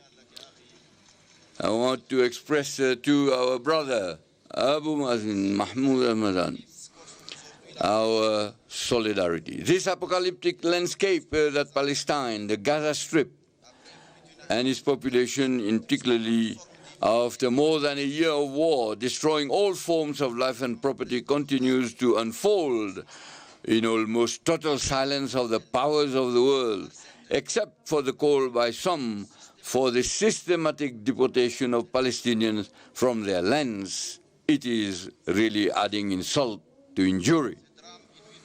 This unprecedented tragedy weighs heavily despite the ceasefire and the release of hostages and prisoners facilitated by Qatar, Egypt, and the USA on the universal conscience and deeply questions our humanity. The stranglehold of increased, stifling, dehumanized globalization does not leave Africa outside the hegemonic struggles that are taking place far from its land. On the contrary, the continent is suffering from the excesses and fragmentations reflected in proximity conflicts, barely veiled support from external powers from the warring parties on the continent, the expansion of terrorism and violent extremism, the continuation of the devastating war in the Sudan, in Eastern Democratic Republic of the Congo, the divisions of Libya, whose reconciliation charter was signed and adopted yesterday, and I would like to congratulate you, President Sassou Nguesso. Tensions of all kinds in the Sahel, in the Lake Chad Basin, in the Gulf of Guinea, in Mozambique, in the Horn of Africa and the Great Lakes region are another part of the unsmoldering string of African crises. The flow of political, economic, environmental refugees and other internally displaced persons is exacerbating the already fragile security, food, and health situation in many member states. It is this seriously degraded global and regional context that we have been facing over the past 8 years of the development of our action. Excellency, Mr. Chairman, Excellencies, heads of state and government, ladies and gentlemen, the institutional reform of our union, which began in 2017, aimed at establishing the optimal condition to guarantee the efficient pursuit of the programs included in our strategic doctrinal guiding compass Agenda 2063 for the purpose of better resistance to the challenges that were identified. In this regard, the reconfiguration of the leadership, a staff performance evaluation process, closer cooperative relationship between the African Union and the regional economic communities and the regional mechanisms enacted by a new protocol, the institutionalization of a coordination summit dedicated to integration, the establishment of the technical groups R10 and N15, responsible to ensuring the quality of human resources recruited and compliance with the golden rules of budgetary, financial, and accounting management principles of the African Union have been the salient features of this reform. And but is without any complacency, will have a new institutional map of the Union. I'm here stressing three of these organs: the Pan-African Parliament, the Peace and Security Council, and the Permanent Representatives Committee. The overall movement of the reform, with its shadows and lights, confirms its relevance and its necessary progressive nature to be deployed over the long term. It is a requirement for the perpetual adaptation of the structures of our union to the developments that characterize the world. I would like to thank President Paul Kagame and President William Ruto for their remarkable efforts to move this reform forward. Mr. Chairman, Excellencies, ladies and gentlemen, an assessment of the first 10-year implementation plan of Agenda 2063, covering the period 2014 to 2023, reveals the sectoral progress made in our march towards building the Africa that we want. It is crucial to learn the real lesson and make the appropriate subsequent adjustments. In the field of health, it is a holistic approach translated on the ground into actions crowned with success. With the outbreak of the COVID-19 pandemic, Africa CDC established itself as the most effective instrument in the fight of all diseases. The worrying issue of health financing continues to be a source of concern for us. Two mechanisms for financing universal health coverage and combating malnutrition on the continent have been designed. Thanks to the African Veterinary Vaccine Center, PanVac, whose new vaccine production laboratory was inaugurated in February 2024, significant progress has been made in the areas of livestock, animal health, and socio-economic development.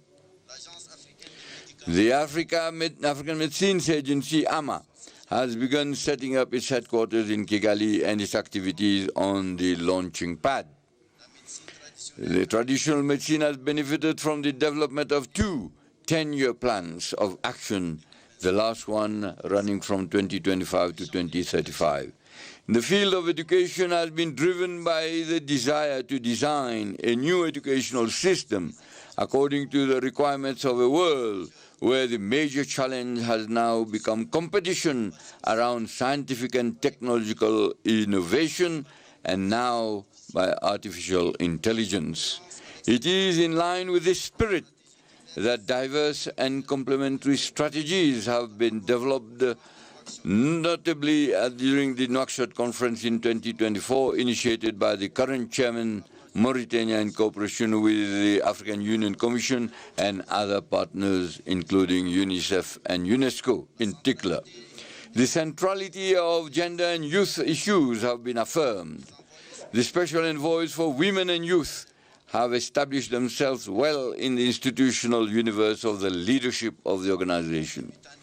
Throughout the 8 years of these two terms, many other crucial areas engaged the attention they deserved due to their importance for the socio-economic development of Africa.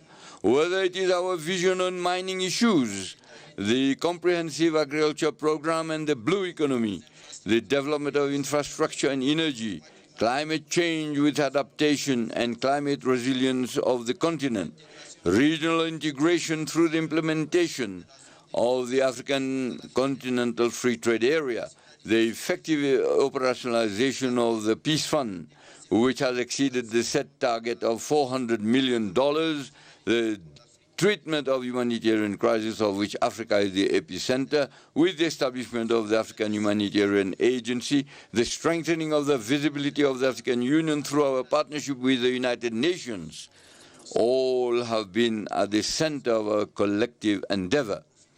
I would like to seize this opportunity to pay special tribute to a major architect of this partnership.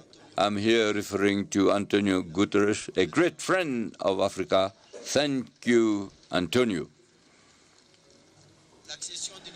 The membership of the African Union, the G20, and the BRICS, of which several African countries are members, have crowned this visibility. On all these issues, the specialized structure of the African Union and the Member States have carried out in-depth discussions and outlined clear prospects for some and given concrete form to many others. Mr. Chairman, Excellencies, ladies and gentlemen, a few months ago I sent to Your Excellencies a letter relating to some urgent issues at the heart of the future of our Union and its capacity to attain as best as possible our objectives. I'm here thinking first of the Peace and Security Council, which I mentioned earlier on, and its role should be carried out on the basis of texts that govern its function, its operation, from which it draws the strength and legitimacy to design, supervise the pressing issues of our collective security and impose, if necessary, the required sanctions. It is very regrettable that its decisions are sometimes contrary to our own principles, and when they are not, often remain dead letters. The decision of this central continental organ cannot be considered in a casual manner, nor by bias the concept and practice of its regional economic communities in the name of the hackneyed principle of subsidiarity interpreted in a self-interest and partisan manner. The mentioning of the PSC brings forth the issue of unconstitutional changes of government. In this regard, I mention in the said letter that we have only two options henceforth. Either abandon the principles that currently govern this issue or apply them seriously. Notwithstanding the fact that we can revise them, adapt them to the new realities, I think for our own credibility, we should continue to establish these principles like a litany while trampling on them and accepting their flagrant and constant violation. There is nothing that eats more into our credibility than such an attitude, which has recently led to a real distrust in the rules and principles and weakened integration in part of the continent. I am here mentioning the persistent and paralyzing slump of our unbearable division in terms of representation in relation to our so-called strategic partnerships. I drew attention, and I draw again attention here, to choose one of the two options that are presented to us and which I presented in clear terms in my letter. I had also mentioned the recurring issue of the financing of our organization, which paradoxically contrasts with the continuing trends of multiplication of organs without any concern for how to finance them. An independent organization and guardian of our freedom and sovereignty cannot be built with the finances and resources by others. I had also raised the depriving reduction of the initiatives of the chairperson of the African Union Commission and called for its harmonization with the legal and customary obligations that are now imposed on him. In short, the sense of my correspondence is very simple and maybe brutal.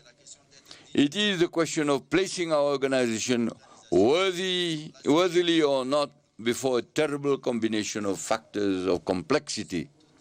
These are all the problems that you are facing today that I wanted to raise very modestly in my letter. Are we finally going to open our eyes to the fate of our organization, or are we continue to let it lament and moan?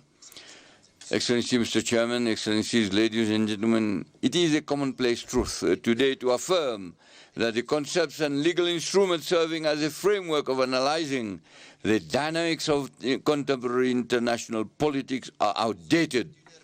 They have lost their both the structuring and explanatory virtue of current global phenomena. Such an observation explains why the debates today focus on the modalities for the advent of a new global economic and political governance. Africa cannot remain silent and in inactivity. It must imperatively throw itself into the battle to carve out its own place in the configuration currently being designed. It is not easy. It will require ingenuity, creativity, method, and courage. More generally, this will require real redemption for an awakening of the consciousness and conscience of the soul of Pan-Africanism, that of our awareness of our Africanity, that of the pride of our Africanity, that of the commitment to our Africanity, that of the rejection of our depersonalization and our nihilistic servility of our identity and our being.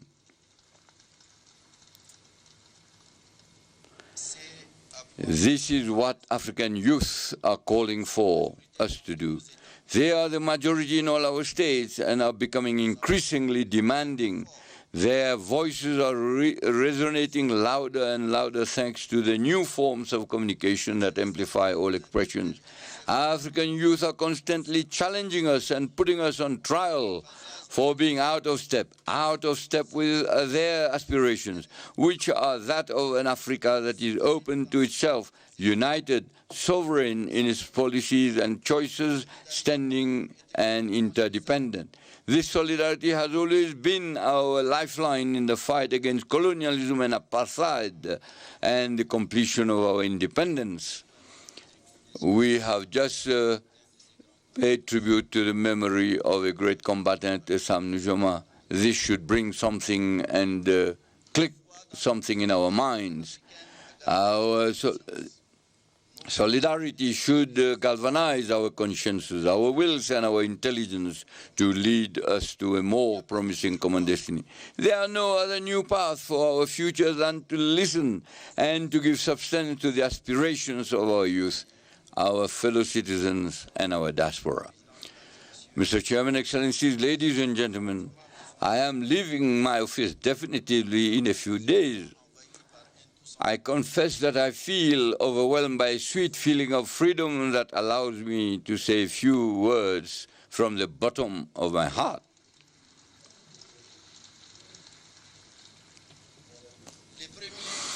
The first is a word of deep gratitude to your Excellencies for the trust that you have placed in me by electing me for 2 successive terms as the chairperson of the African Union Commission. You must rest assured that I have measured and I continue to measure all the dimensions of this trust and the heavy weight of subsequent gratitude and acknowledgement.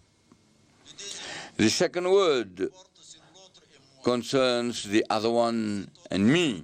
In the other one, I'm thinking of our partners, especially those who have offered a sincere friendship and mutually beneficial cooperation. I want to thank them all and express our gratitude. I am also thinking of you present here, those who have left us also for different reasons.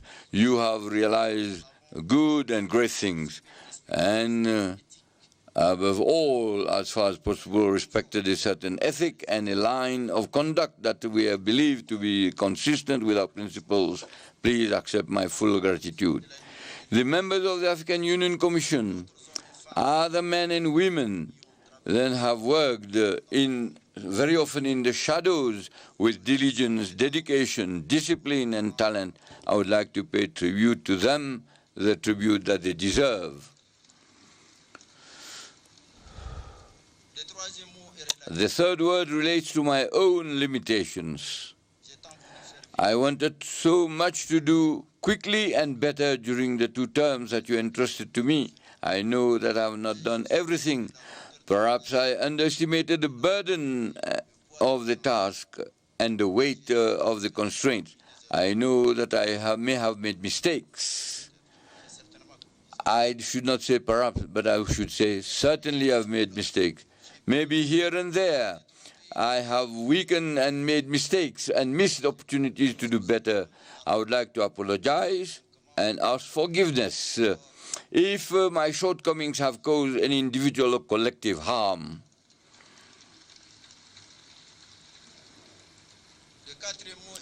The fourth word relates to my feelings at the moment. I am happy to regain my freedom, but I know that we'll also have the nostalgia of the places, the women and men whom I have known. For the Ethiopian people, with their age-old civilization, to you, my brother, dear brother Abiy Ahmed. Amasaganalo.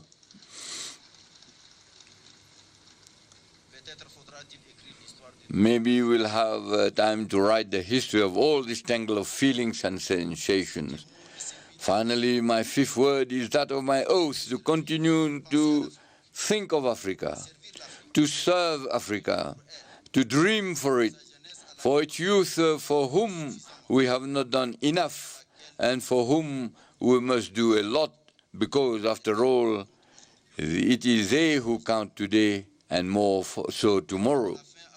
A final word to you, Mr. President, Chairperson, and Mr. President, dear brother Sheikh Al-Ghazwani, to tell you how much I appreciated your close relation throughout your mandate. You have been a master of wisdom, civic-mindedness, and loftiness, inspiring in all respects. To you, Mr. President, and dear brother João Lourenço, and I would like to stress that the quiet strength that you symbolize reassures me about a chairmanship of seriousness and substance. May you both in particular, and all of us, have an active thought for the great prisoner of the Sahel, President Mohamed Bazoum, whose interminable detention is not justified. He must be released unconditionally. I wish full success to our summit. I wish full success to our next leadership. I thank you.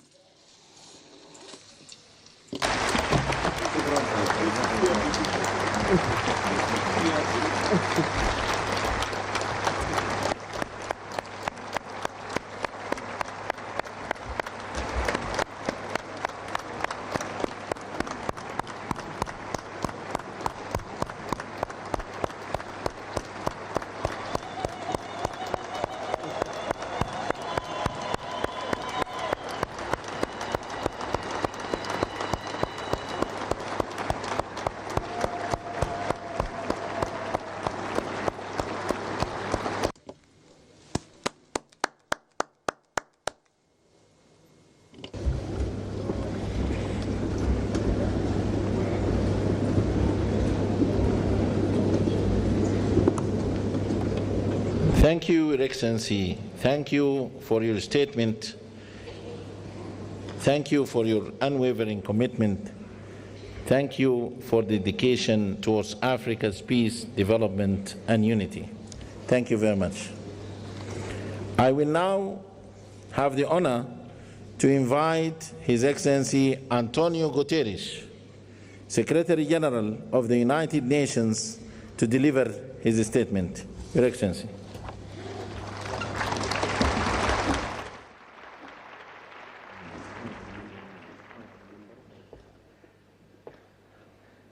Monsieur le Président de l'Union africaine, the Chairperson, all protocol observed. President Mohamed Ould Ghazouani, thank you for your leadership in the outstanding exercise of your mandate. President João Lourenço, President João Lourenço, I commend you and I look forward for the opportunity to work with you as a new chair of the Union.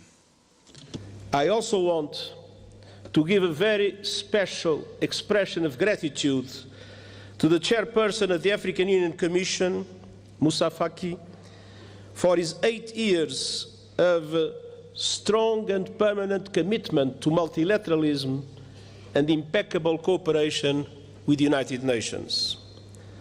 Cher Moussa,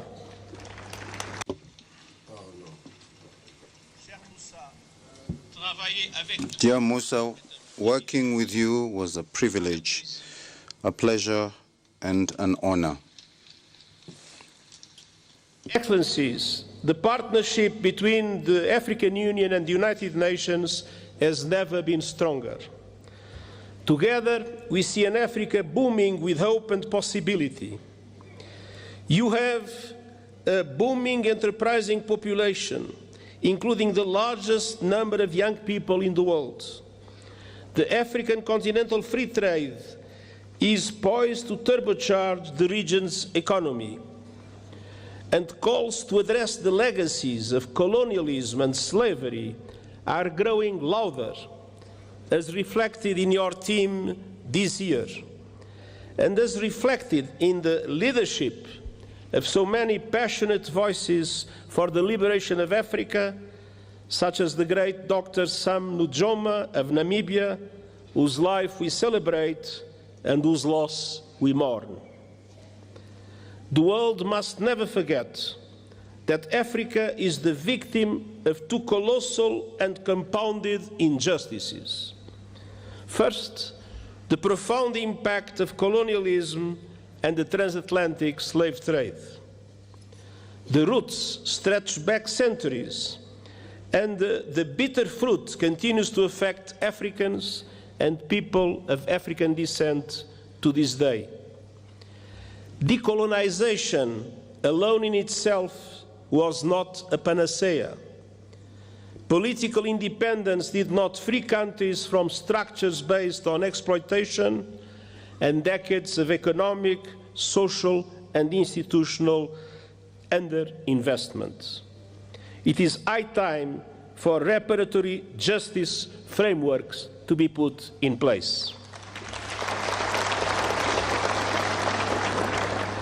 Second, Africa was under colonial domination when today's multilateral system was created, and that injustice endures.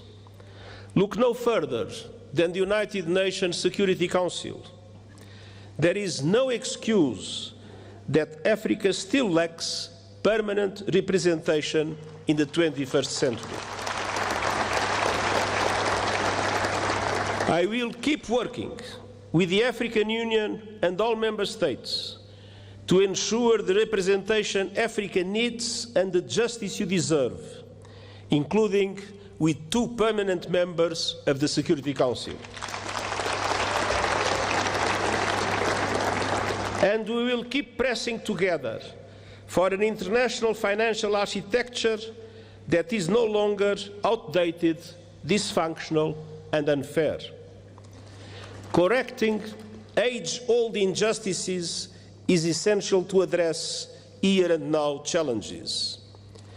And the good news is that we have many of the solutions we need.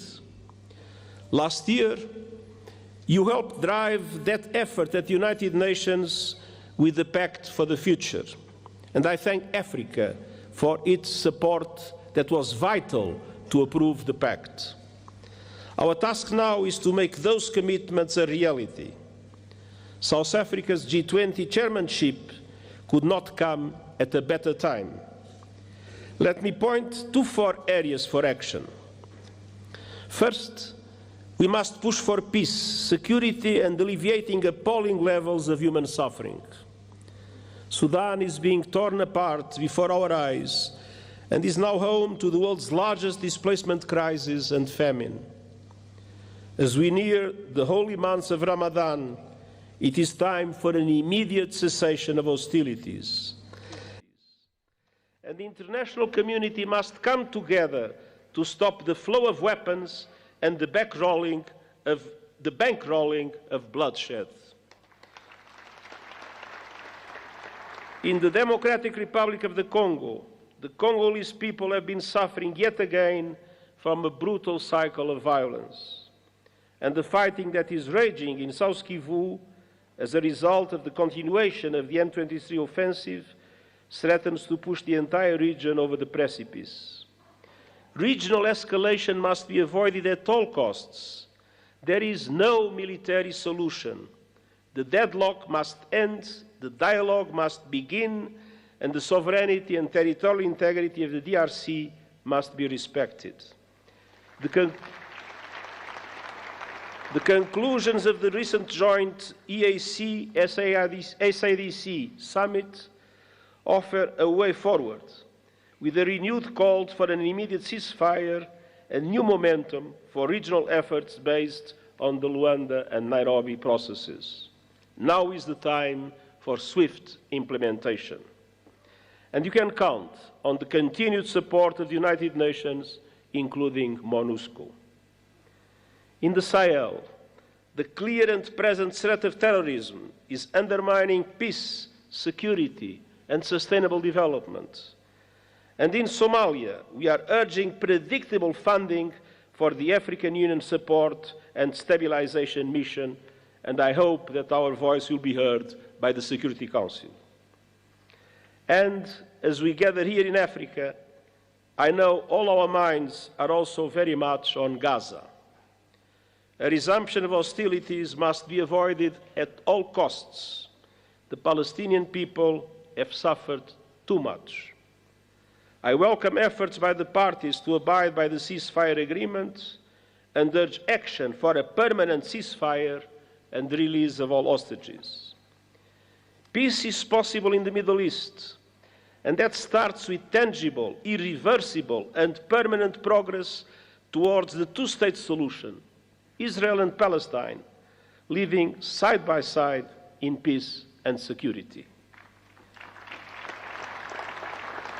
Excellencies, on all fronts, we stand shoulder to shoulder with the African Union to advance security, stability, human rights, and rule of law.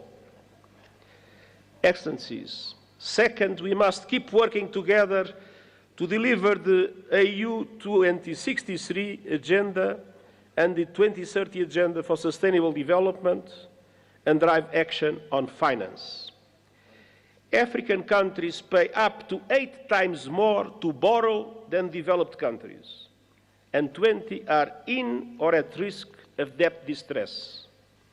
The Pact for the Future supports an international financial architecture reform to reflect today's economy, ensuring fair representation and urging effective action on debt relief. And I will stand with Africa as a matter of justice and to right the historic wrongs. Excellencies, third, the climate crisis. Climate disasters are tearing across Africa, destroying lives, upending livelihoods, devastating economies, and inflaming conflict.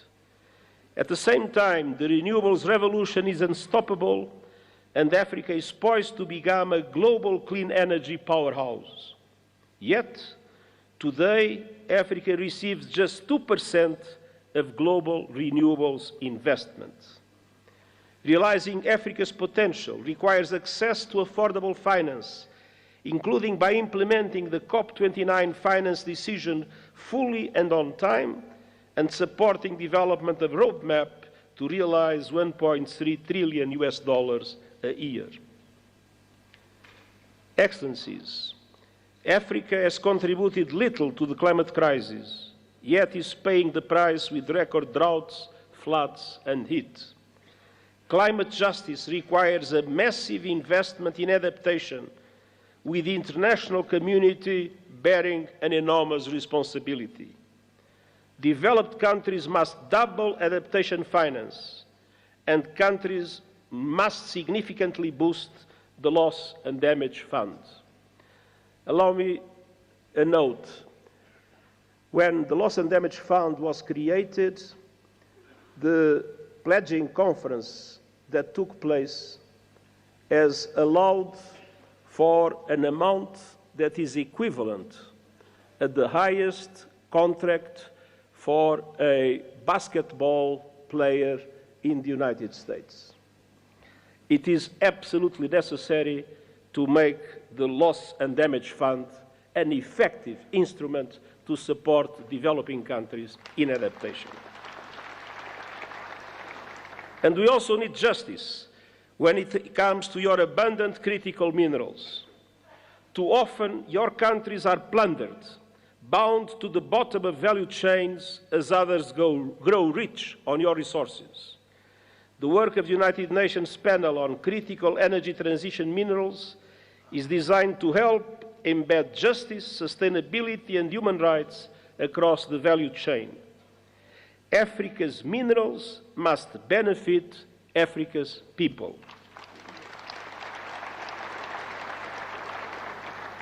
Excellences, enfin, nous devons agir dans le domaine des nouvelles technologies, notamment l'intelligence artificielle. Près de 2/3 de la population africaine sont privés d'un accès fiable à l'Internet.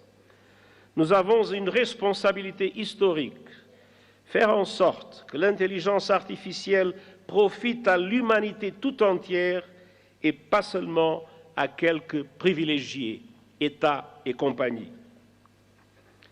Le pacte numérique mondial partage les ambitions du pacte numérique africain. Connectivité universelle, renforcement des capacités et une gouvernance responsable de l'intelligence artificielle. Je présenterai bientôt un rapport sur les modèles innovants de financement volontaire et les initiatives de renforcement des capacités afin d'aider les pays du Sud global à exploiter l'intelligence artificielle pour le bien commun. Ensemble, assurons-nous que les promesses seront tenues. Excellences, l'Union africaine et l'ONU sont unis et déterminés à rendre justice à votre continent sans laisser personne de côté. Nous disposons de bases solides pour aller de l'avant. Alors, ensemble, concrétisons ces engagements. Et permettez-moi de dire une dernière phrase dans ma langue maternelle. Digamos com uma só voz, viva África!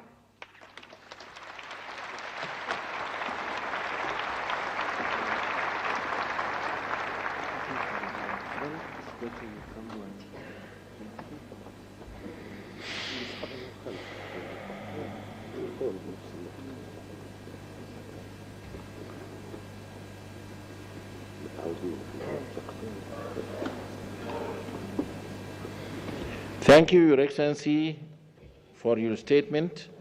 We highly appreciate your leadership in strengthening the African Union-United Nations partnership. Thank you. السيدات والسادة أصحاب الفخامة والمعالي، يسعدني ويشرفني أن أرحب اليوم بفخامة السيد الرئيس محمود عباس أبو مازن رئيس دولة فلسطين، فلتتفضلوا مشكورين بإلقاء كلمتكم.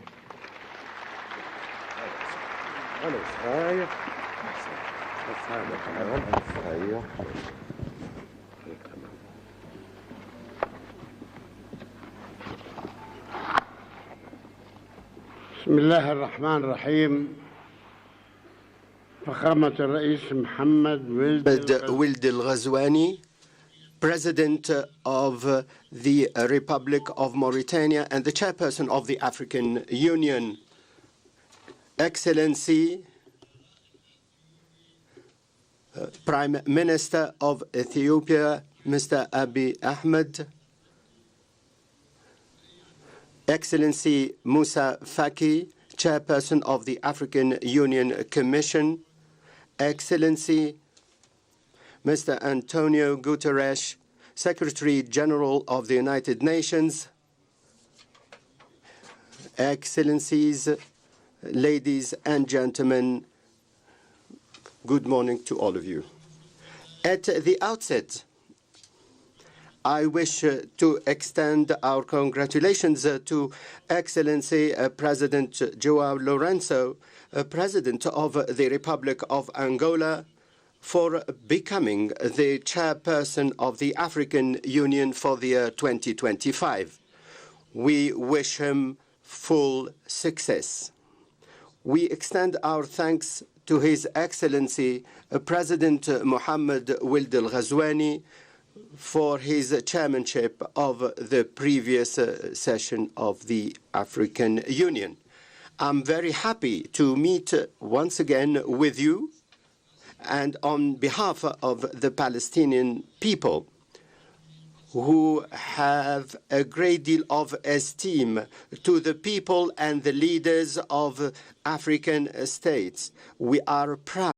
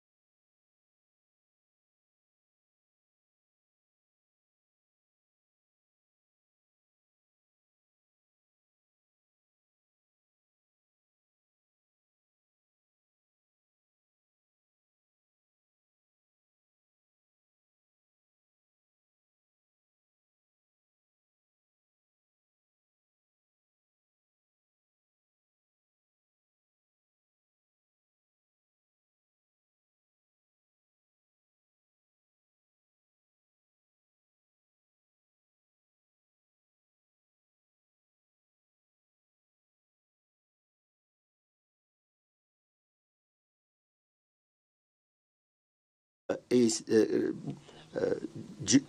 Al-Quds, the eastern part of Al-Quds. There is the UN Resolution 338, also UN Resolution 242, and the Arab Peace Initiative, whose aim is to enable the people of the region to live in peace and security. All of this in implementation of the consultative opinion of the International Court of Justice, which has stipulated the illegality of occupation and that it should be ended in 12 months. This was decided by the International Court of Justice. There's also the decision by the UN General Assembly and the call for a conference that will take place in Geneva next month. I call upon the AU member states on this occasion to participate in this important conference. Heads of government and delegation, the achievement of peace and security requires from all of us to effectively participate in the global alliance to implement the two-state solution and to support the international conference for peace that will take place in the United Nations by the middle of next June. Under the dual chairmanship of the Kingdom of Saudi Arabia and France. This will be an opportunity to mobilize international resources for the international recognition of the State of Palestine and to obtain our full membership in the United Nations. We have not been able to achieve this because of the vetoes of the United States. Our aim is to implement the two-state solution based on international legality. The holding of the AU summit and the theme of justice through compensation reflects your authentic commitment to justice as a universal human value.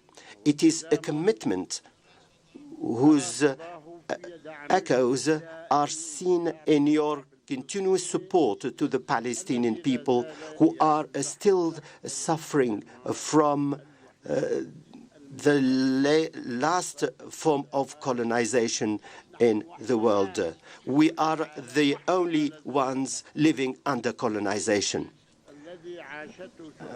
You lived under this colonization, but you were liberated. Finally, we reiterate our thanks to the African Union and the member states for their continued support to the struggle of the Palestinian people to cherish their freedom and independence. And we wish your summit full success and more prosperity for the African people and their free peoples. Thank you very much for your attention.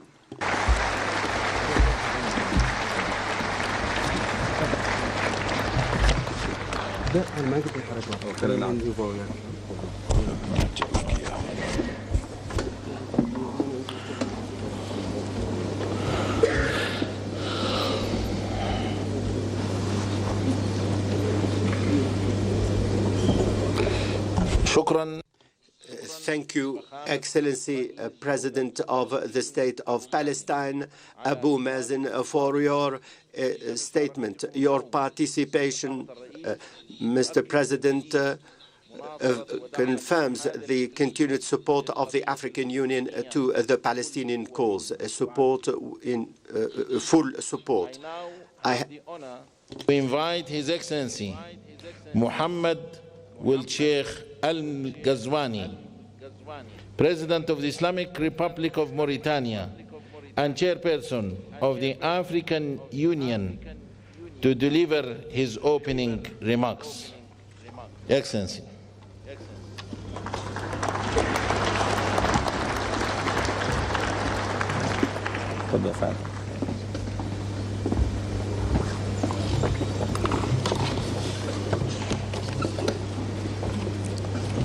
بسم الله الرحمن الرحيم والصلاة على سيدنا محمد. أصحاب الفخامة. Excellencies, heads of state and government, Excellency Abiy Ahmed, Prime Minister of the Federal Republic of Ethiopia, Excellency Musa Faki Mohammed, Chairperson of the African Union Commission, Excellency Antonio Guterres, Secretary General of the United Nations, Excellency Mahmoud Abbas, President of the State of Palestine, Mrs. Mia Mutli, heads of government and delegation, Excellencies, Ministers, Excellencies, Ambassadors, dear guests. At the outset, I wish to extend my thanks to the government and the people of Ethiopia for the efforts made to hold this summit. We thank them for the support and the hospitality accorded to us in this beautiful city of Addis Ababa, which saw the establishment of our organization as inspired by the founding fathers, to have an Africa that is peaceful and united. I'm very happy to reiterate my thanks to my brothers, the presidents of the member states of the African Union, for the honor bestowed in me for chairing this organization. I thank them for their continued support throughout my mandate. I also extend my thanks to the presidents of countries and who are with us to attend this important meeting at the beginning of 2025. This year raises a number of questions. Thank you, Excellencies, heads of government. My chairmanship of the African Union has taken place at an international period that is highly sensitive.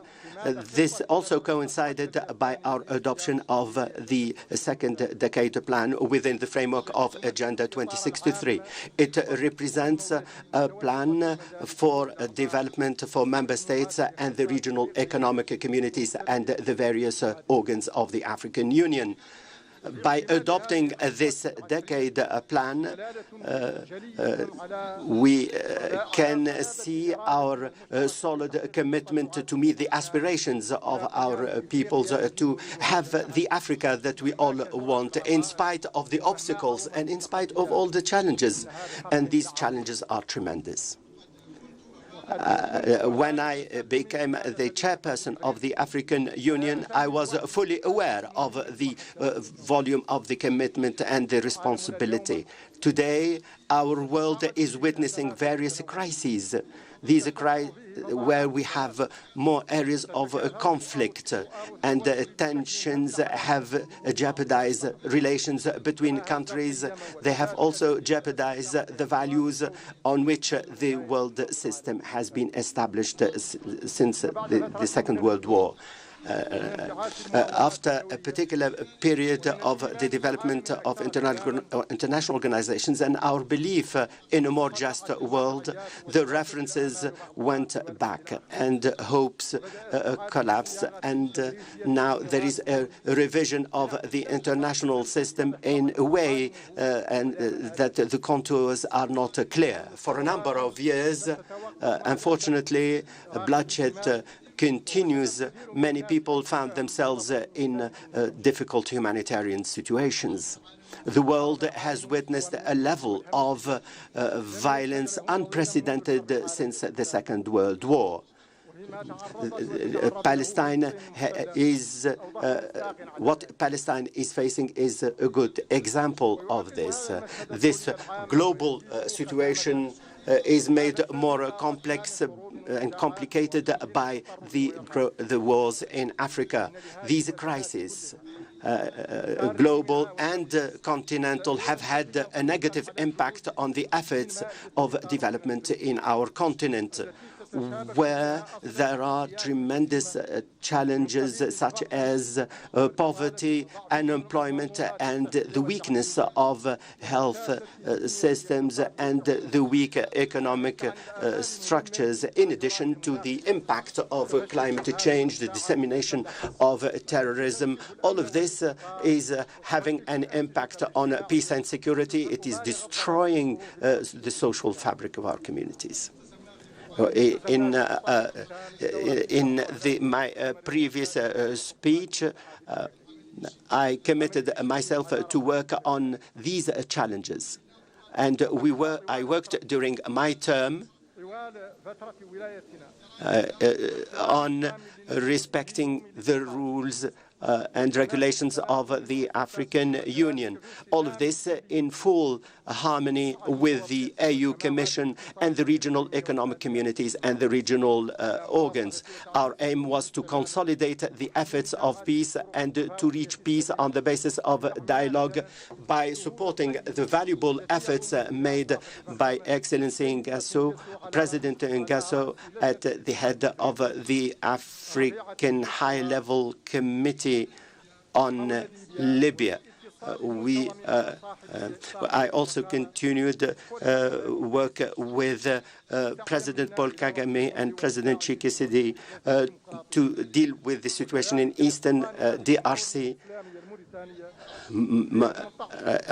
In 2024, Mauritania hosted the third meeting to consolidate the peace initiative in Sudan. We also met General Al-Burhan on the 13th and the 14th of January 2025. And the aim was to end the hostilities in Sudan and to protect its peoples and territories. In spite of the efforts made by the Union and the regional economic communities and the member states, the establishment of comprehensive peace in our continent remains to be achieved. Therefore, I call for the implementation of the decisions made by the Malabo decisions in 2022 on the basis of the work of the PSC. And this can be done at 4 levels: harmonization, financial sustainability. All of this will meet the ongoing security challenges. All of this will enable us the possibility to explore more effective solutions to achieve peace and security. We need to identify the appropriate mechanisms that should enable us to settle the challenges of peace and security. In this context, we need the efforts of each one of us as part of a collective effort in order to meet these challenges. Excellencies, ladies and gentlemen, we gave a great deal of attention to the agenda of development during our term. We endeavored to mobilize resources by organizing or participating in a number of meetings. We organized with His Excellency Samuel Ruto in the Nairobi summit to support the resource mobilization. We consolidated this with our work with President Hassan Ouattara on the occasion of the economic summit held in Abidjan. This represented a landmark in resource mobilization for our organization. The efforts of support have led to renewing the mobilization of resources. We also participated in the work of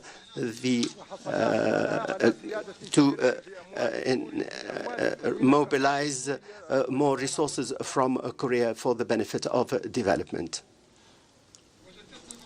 The volume reached for Africa from $5.5 billion to $10 billion, in addition to $14 billion to finance exports for countries investing in our continent, in addition to the 4th edition of the China-Africa Summit at the level of the heads of state. China declared to devote $50 billion to boost development in our continent.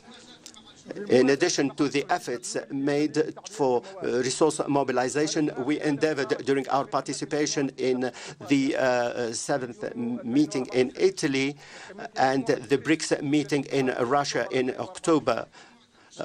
Also in our meeting in Brazil in November 24, in addition to other events, we endeavored to solve the problem of debt by promoting development. We also called for the review of the support and we called for establishing a new charter for financing development that would be more flexible and sustainable and would lead to the mobilization of resources that are commensurate with development. We also called for a better implementation of plans by the multi-party financial organizations for the benefit of development and to implement our international agenda.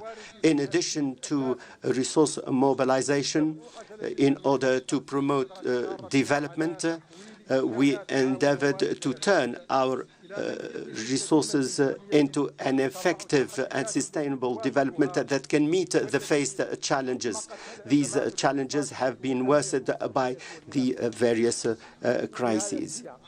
In this context, and in line with what was indicated, we called for a more flexibility to enable people to access education.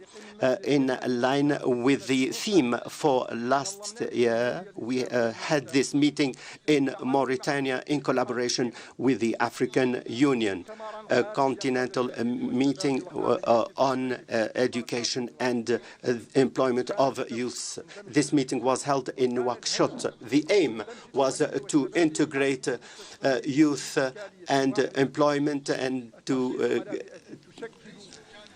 youth represent the majority of the people, and these youths face the dangers of violence, radicalization, and illegal migration.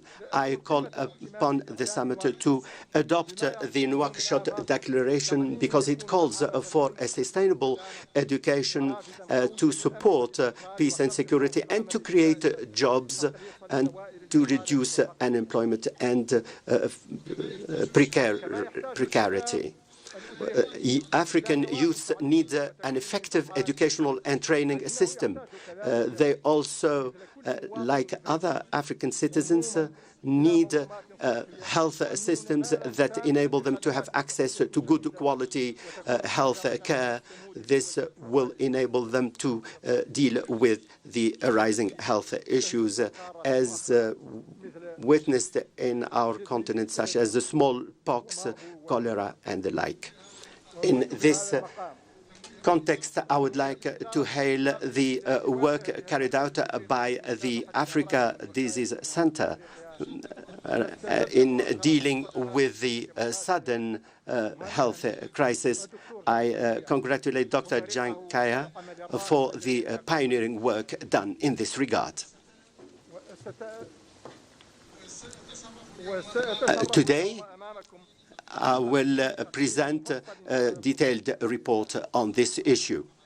Excellencies, ladies and gentlemen, in line with the Dhaka Declaration on food security and the following, we held two exceptional meetings to consolidate the agricultural systems. The first meeting was held in Nairobi in May 2024. It dealt with soil and the use of fertilizers. And in January 25, there was also a meeting in Kampala to develop flexible agricultural systems. A strategy and an action plan were adopted in order to promote a comprehensive agricultural development for the years starting 2026.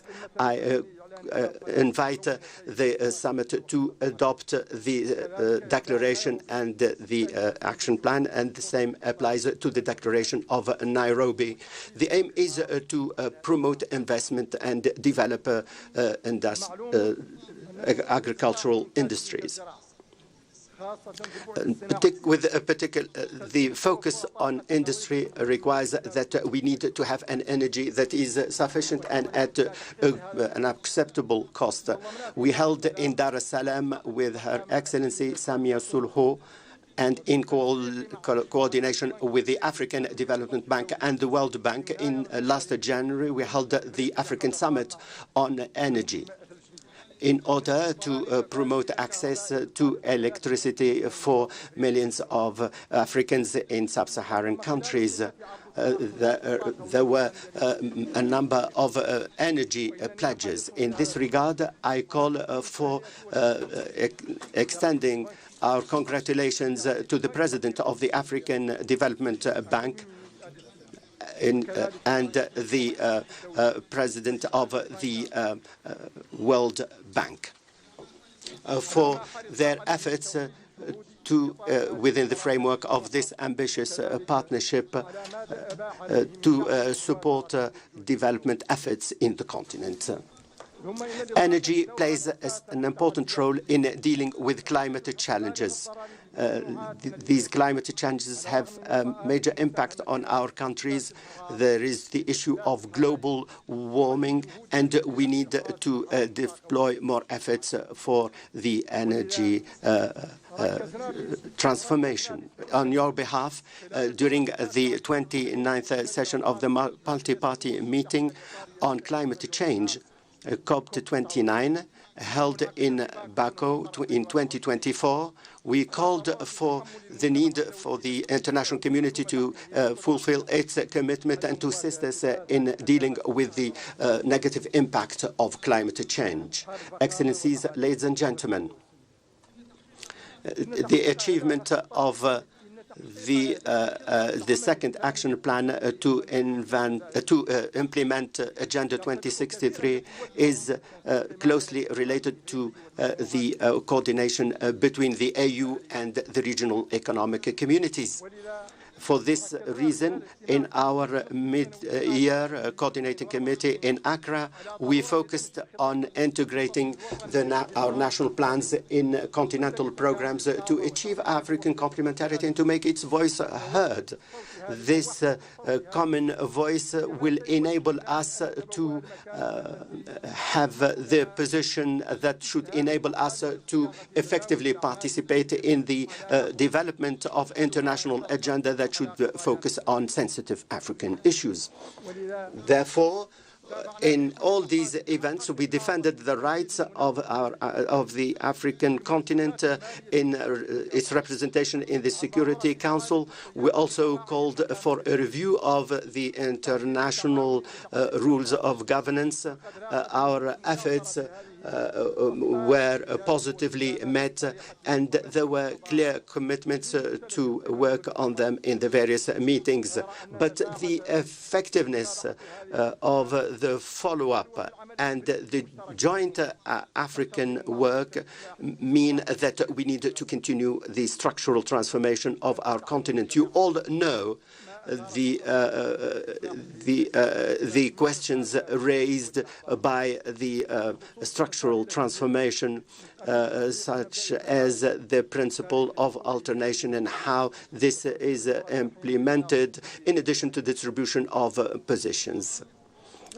Because of the sensitiveness of this issue, we held an extraordinary meeting of the Executive Council, during which there was a decision to see how we can apply the principle of alternation to have a just alternation between the regions.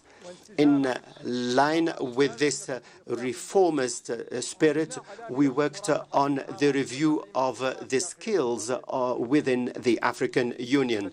An extraordinary meeting of the Executive Council was held in November 2024 to make a decision on the best ways to carry out this operation. Following extensive consultation, the Council identified solutions to this issue. It established a clear roadmap to continue this process.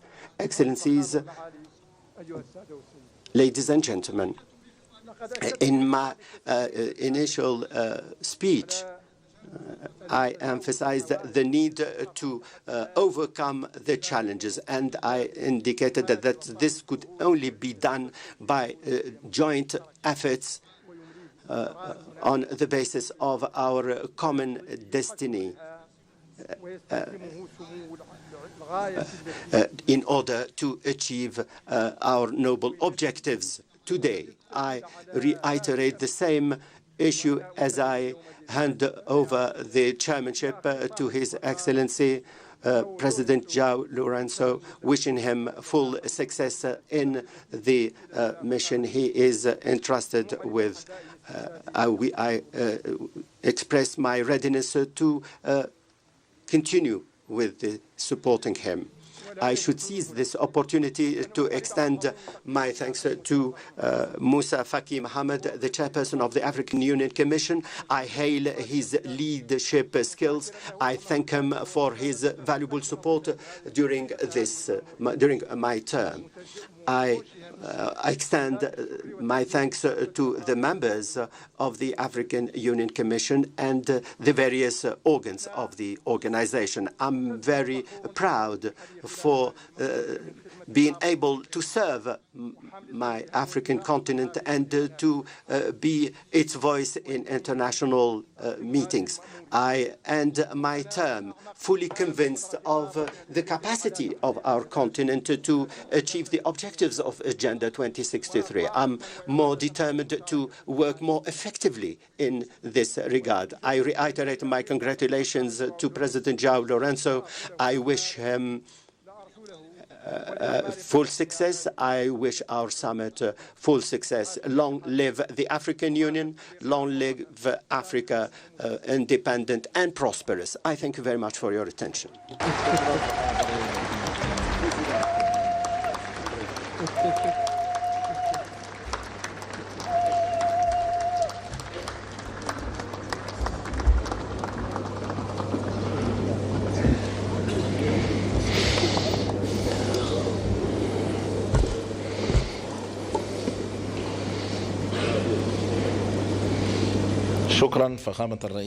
Thank you very much, President, for your statement.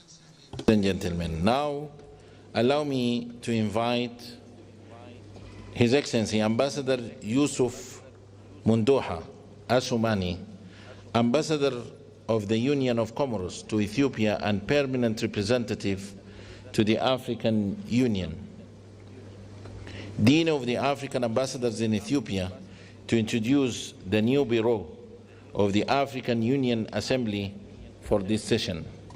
Your Excellency. Thank you, President.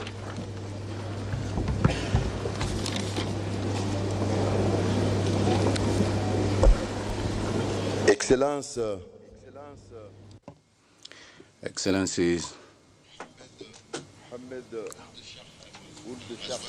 Mohamed Al-Ghazani, current President of the African Union and the President of the Islamic Republic of Mauritania, Your Excellency Abiy Ahmed, Prime Minister of the Federal Democratic Republic of Ethiopia, Your Excellency, Excellencies, ladies and gentlemen, heads of state and government of the African Union states, Your Excellency Mahmoud Abbas, President of the State of Palestine, Your Excellency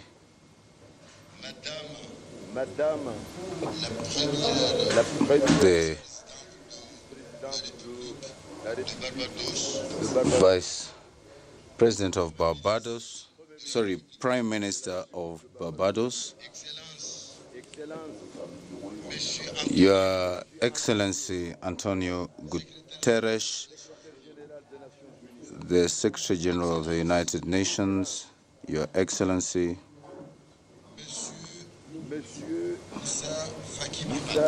Moussa Faki Mahamat, Chairperson of the African Union Commission, Your Excellency Deputy Secretary General of the Arab League of States, heads of delegations, excellencies, ambassadors, permanent representatives and observers of states, excellencies, commissioners, excellencies, heads of African Union organs, invited guests, all protocols observed, Assalamu alaikum.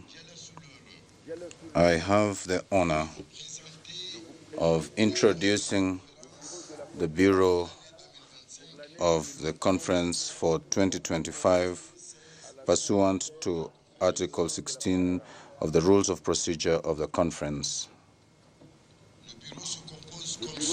The Bureau is as follows. Chair, the Republic of Angola, Southern Region. First Vice Chair, the Republic of Burundi, Central Region. Second Vice Chair, the Republic of Ghana, Western Region. Third Vice Chair, Jamhuri ya Muungano wa Tanzania, Eastern Region.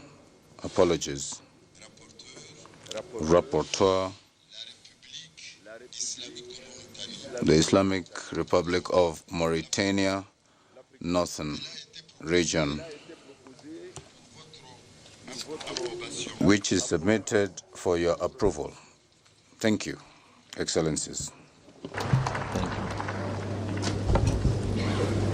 Thank you, Your Excellency, and congratulations for the new elected Bureau. I have the honor now to invite Excellency Mohammed Sheikh Al-Ghazwani, President of the Islamic Republic of Mauritania, to deliver his handover speech. Your Excellency, please.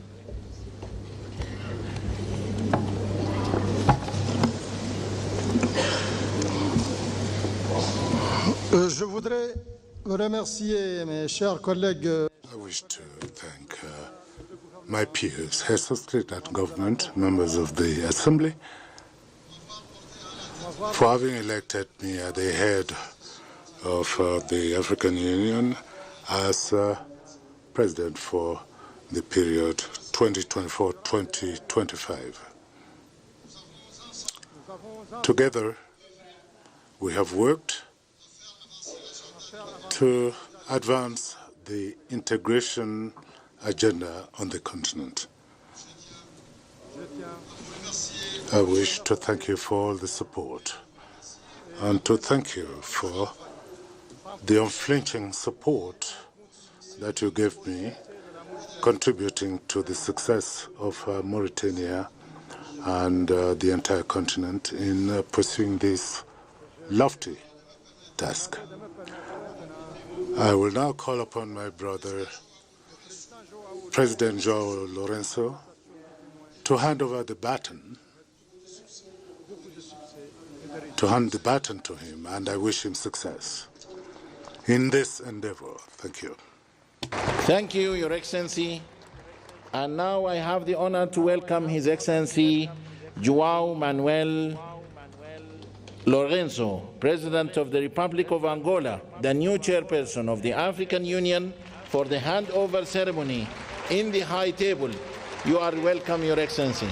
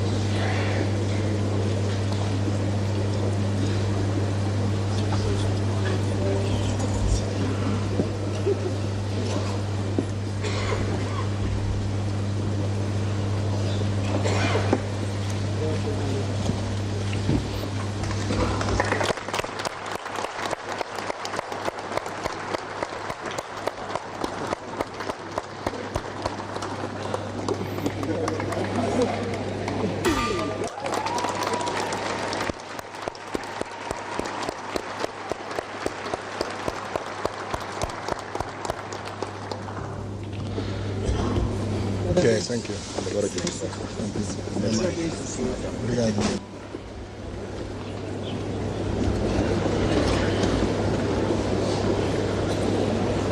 Congratulations, Your Excellency. Allow me now to call His Excellency João Manuel Lourenço, President of the Republic of Angola, Chairperson of the African Union, to deliver his acceptance speech. Your Excellency.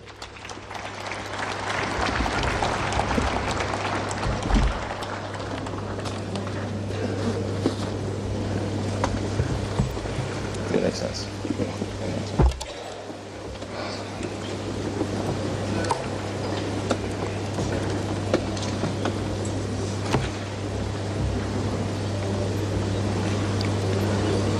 So much. His Majesty Mswati III from the Kingdom of Eswatini, Your Majesty Letsi III from the Kingdom of Lesotho, Your Excellency Mohamed Hood Ghazouani, President of the Islamic Republic of Mauritania and the outgoing President of the African Union, Excellencies, Heads of States and Government, Your Excellency Abiy Ahmed Ali, Prime Minister of the Democratic and Federal Republic of Ethiopia, Excellency Antonio Guterres, Secretary General of United Nations, Excellencies, representatives of heads of states and governments, Your Excellency Musa Faki Mahamat, Chairperson of the African Union Commission, members, Excellencies, and President Mahmoud Abbas, President of the Palestinian Authority, and our guest of honor, Excellencies, members of the Diplomatic Corps accredited in Addis Ababa, ladies and gentlemen. I would like, on the outset, to deeply thank His Excellency Prime Minister Abiy Ahmed from the Democratic and Federal Republic of Ethiopia and his people for, once again, as it always the habit, each year in February, that they host the most important meeting of the African Union. I would like to thank them for the warm welcome and hospitality that was accorded to us since our arrival in this beautiful country. I would also thank Mohamed Ould Ghazouan, President of the Islamic Republic of Mauritania and outgoing President of the African Union, for the proactive way, dynamic and proactive way that he led our organization during his tenure. We were able to carry out, through his mandate, actions that contributed to the achievement of the main objective defined by our organization for the last year that just ended. And we also built educative systems that are strong to allow quality education for African citizens, taking into account the better performance of our continent at the global stage, taking into account the objectives of the Agenda 2063 of the African Union and Agenda 2030 of the United Nations. Excellencies, you are leaving us a great legacy. It's upon us now to continue to work and capitalize on your work that you leaving for us.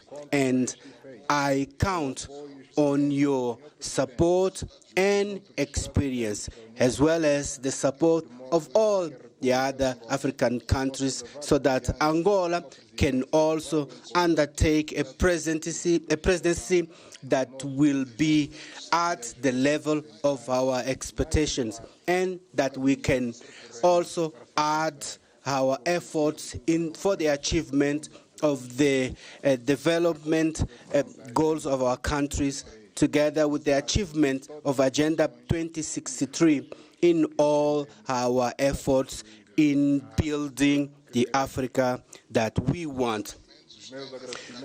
My thanks are also addressed to all the African countries, but most especially Southern region, for the trust entrusted to us in order to lead in 2025 the African Union, at a time when our continent is faced with major challenges related to peace and security, which are a blockage to many initiatives and actions that we want to undertake for the development of our nations.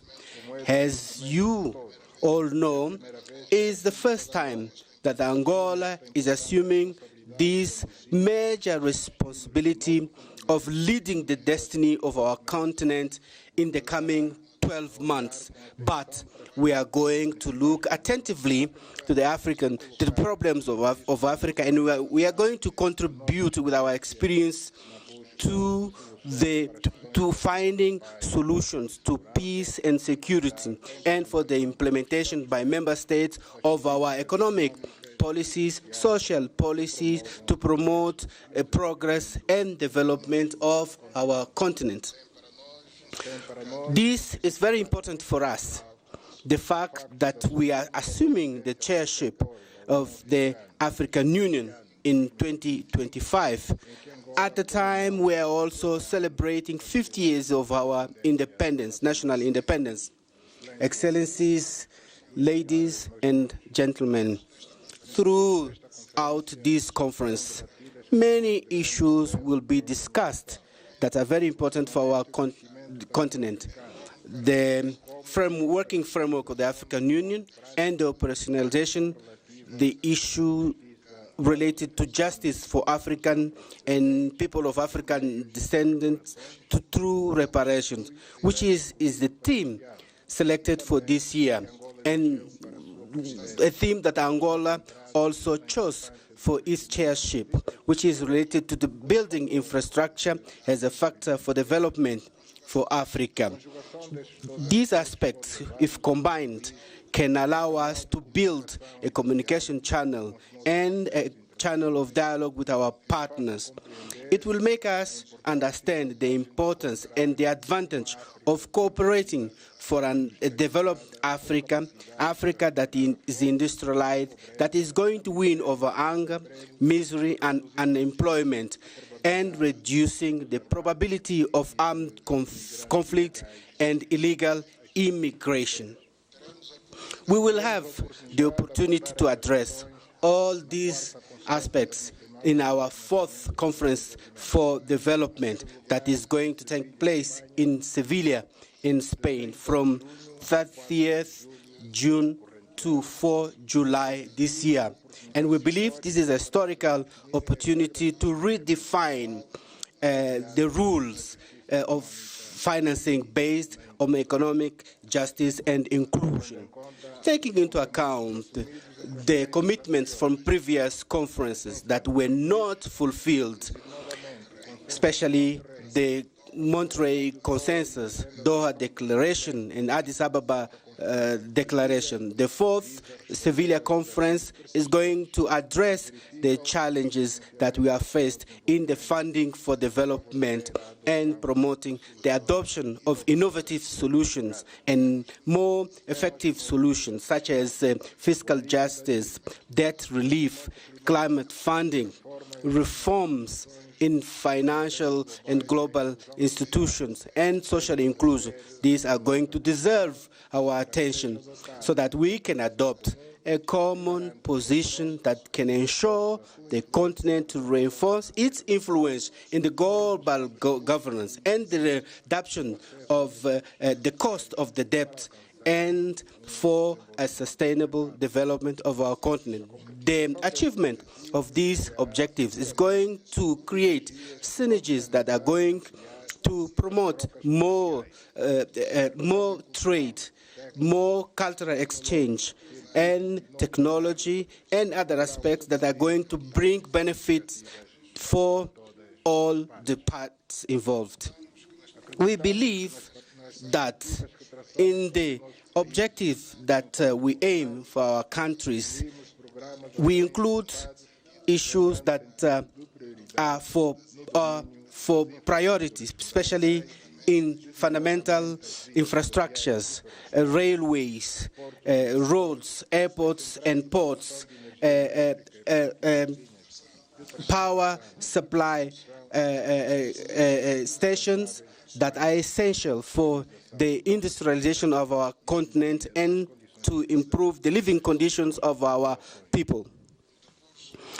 During our presidency of the African Union that we are going to assume from today, we hope to work together with all the members of our institutions. We're hoping to launch a plan for together with our partners so that the African Union Commission can be able to establish the basis for infrastructure projects that are going to be undertaken in our continent. We would like to underline the contribution of Angola for the development of Africa, taking into account our superavit when it comes to energy supply, especially in this sector of energy. Given its strategic relevance that it have in the transportation of goods and in African trade between Africa and within Africa, taking into account the Lobito corridor and the Tanzanian railways that we believe are going to play a major role in connecting African countries and in promoting the trade that we want to achieve, especially under the AFCFTA. Taking into account what I've just said, I believe that we should come up with a well-defined strategy in order to yield the benefits. I believe that by integrating G20, it's essential in ensuring that Africa plays an active role in global decisions.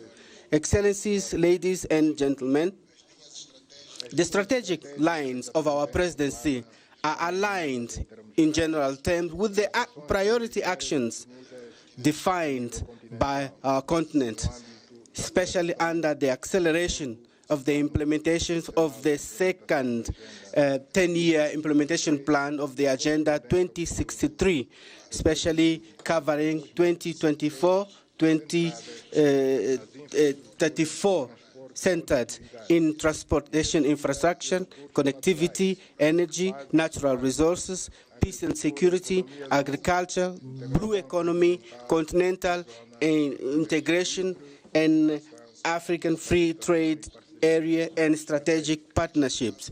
In this framework, our major lines of our interventions of major importance is the issue of peace and security, because we believe this is one of the pillars for the materialization of the aspirations of our Agenda 2063 of the African Union, especially the program that aims at silencing the guns by 2030, by transforming Africa in a peaceful region, safe, with a promising future, with prosperity for all Africans, and in placing our continent in the development route. In the reports of our activities, the undertaken as a champion, AU champion for peace and reconciliation in Africa, I made a detailed presentation, the activities that I undertook in helping the achievement of peace in our continent, especially in the eastern region of the Democratic Republic of Congo. I will also present my vision on what I believe that is essential to be taken into account in the future in order to put an end to the conflicts in Africa and in order to address the challenge of unconstitutional change of government, terrorism, invasion, and occupation of neighboring countries. We also have major challenges related to natural disasters resulting from climate changes and Marburg, cholera, and other diseases that are affecting us, and call on us to unite our efforts in order to find collective solutions for their elimination. In this perspective, I believe that it's essential that the third conference on the oceans that is going to take place in France is an opportunity for us to address the main concerns of this topic and that are affecting our continent. With more than 30 coastal countries, our continent will have to protect maritime ecosystems and promote blue economy and undertake more actions against illegal fish, maritime pollution, and against climate changes, which are major challenges that we have to face together permanently. I would like to hope that this conference will contribute to reinforce our coastal resilience and building conditions to mobilize international funding for sustainable projects under the blue economy. Excellencies, this year and during the Angolan presidency, we are going to work in coordination with the African Union Commission to mobilize financial resources through the contributions of our member states in order to be able to have necessary resources for the realizations of projects and programs of continental level and reducing our dependencies for external funding. Excellencies, ladies and gentlemen, we are living a global landscape a very challenging global landscape, especially with the challenge in our continent and in Eastern Europe and Middle East. Despite all that, we are sure that by combining our efforts and joining force, we are going to overcome these challenges and build the Africa that we dream of, contributing in the solution of the problems that are affecting our humanity. It's in this context that I believe that we should continue to act together so that the United Nations will be more inclusive and more aligned to the challenges and opportunities. And the reform of the United Nations should continue to be priority for our continent. And it is very important to reaffirm our commitment with the consensus of Ezelwyn and the Sirte Declaration of 2005 for 2 seats as permanent members with the right of veto and other privileges that are related to the seats.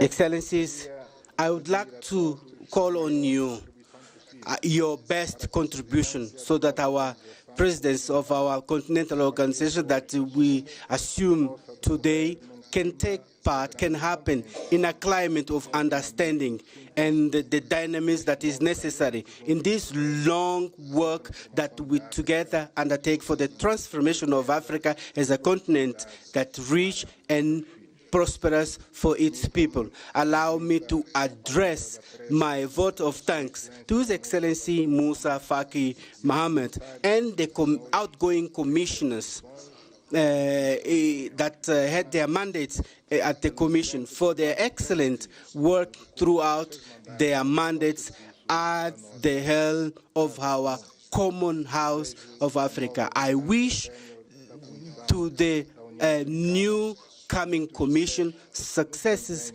in their mandates and endeavors. And I appeal that the Pan-African spirit and the ideals of our founding fathers continue to lead the future of our continental organization.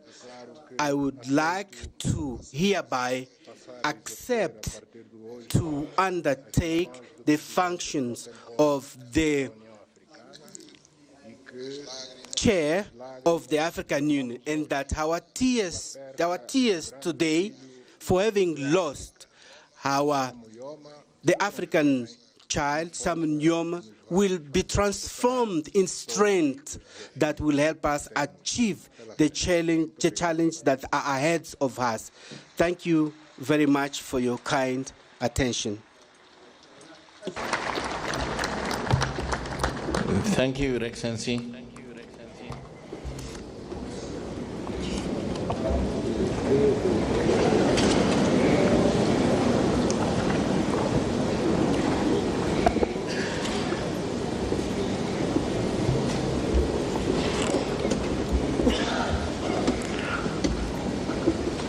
Excellencies, ladies and gentlemen, in introducing the theme of the year 2025, Justice for Africans and people of African descent through reparations, it is now with great honor that I welcome Her Excellency Dr. Monique Nzanza Baganwa, the Deputy Chairperson of the African Union Commission, who will share her introductory remarks.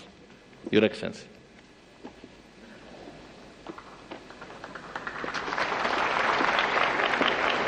Then you will introduce Barbados.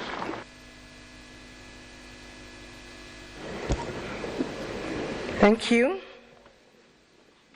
Your Excellency, the Chairperson of the African Union, Your Majesties, Excellencies, Heads of State and Government, Your Excellency and dear brother, the Chairperson of the African Union Commission, ladies and gentlemen, in the interest of time, allow me to stand on already established protocol. Over the past centuries, the voices of Africans and people of African descent have echoed in various quarters with a singular demand: justice. Justice for the millions who were forcibly uprooted from their homes. Justice for those whose lands were plundered, wealth stolen, and dignity were stripped away. And justice for the generations that continue to face economic, social, and political disenfranchisement stemming from historical wrongs. As I draw my term in office as Deputy Chairperson of the African Union Commission to an end soon, a unique opportunity is offered to me and one of my teams, SIDO, to introduce to you the 2025 theme of the year, Justice for Africans and People of African Descent through Reparations. As we embark on this journey in 2025, we are guided by the words of the eminent Pan-Africanist Kwame Nkrumah, who declared, and I quote, "We face neither east nor west. We face forward."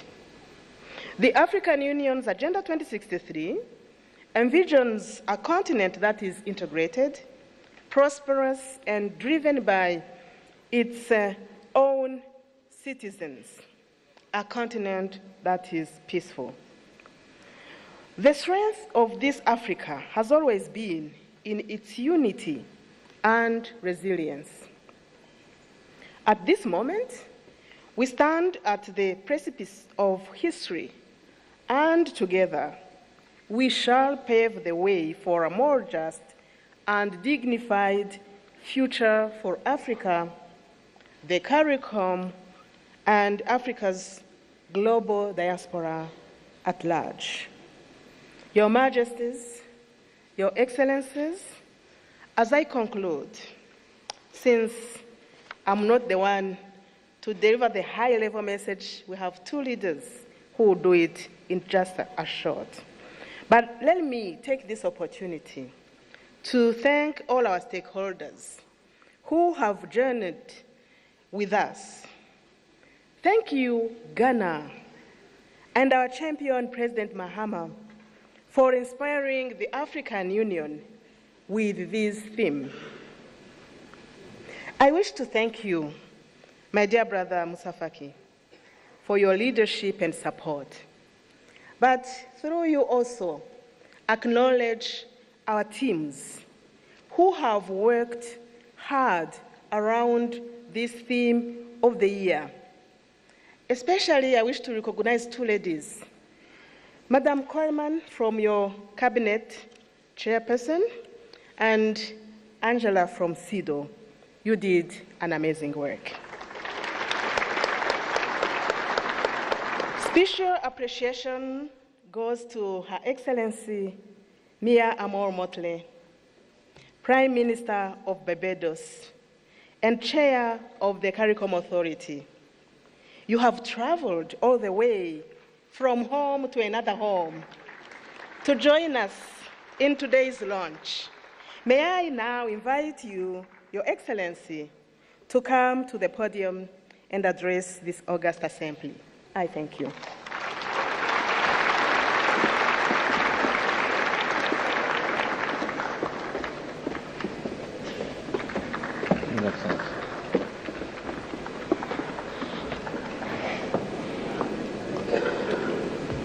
Thank you very much, Madam Chairperson.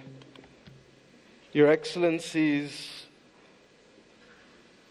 and may I start, Chairperson of the African Union, President of Angola, Your Excellency, Prime Minister of the Federal Democratic Republic of Ethiopia, and our host, Dr. Abiy Ahmed, Your Excellency, outgoing Chairperson of the African Union, and President of the Islamic Republic of Mauritania, Your Majesties, Your Excellencies, Heads of State and Government of the African Union, and First Ladies present, Your Excellency, the President of the Palestinian Authority, Your Excellency Antonio Guterres, Secretary General of the United Nations, Your Excellency Moussa Faki Mohammed, Chairperson of the African Union Commission, Your Excellencies, former heads of state and heads of government of the African Union, distinguished delegates,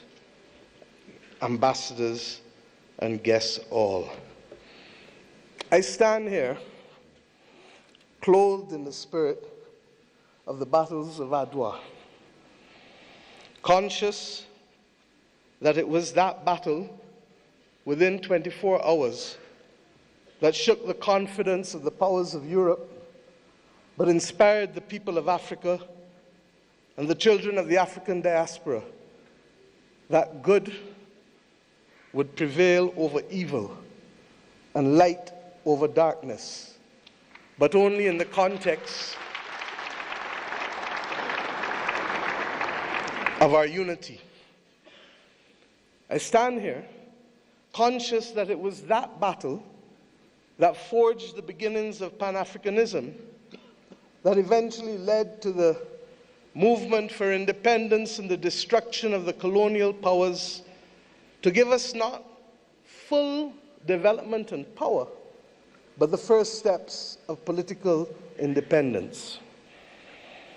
I stand here conscious and buffeted by the dreams and works of the great Pan-African pioneers, and conscious that as a children of the Caribbean, we have long dreamt for the moment of unity with our brothers and sisters of Africa, a division that was secured by those whose success and survival depended on separation of us rather than on the ability for us to act as one common people.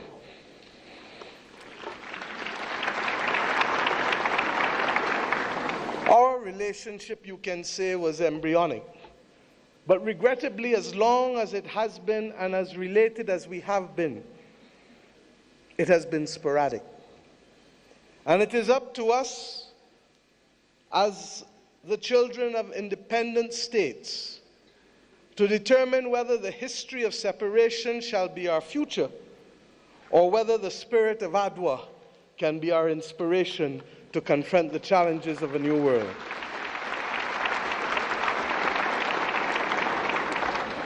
Yes, I stand here as a daughter of Africa.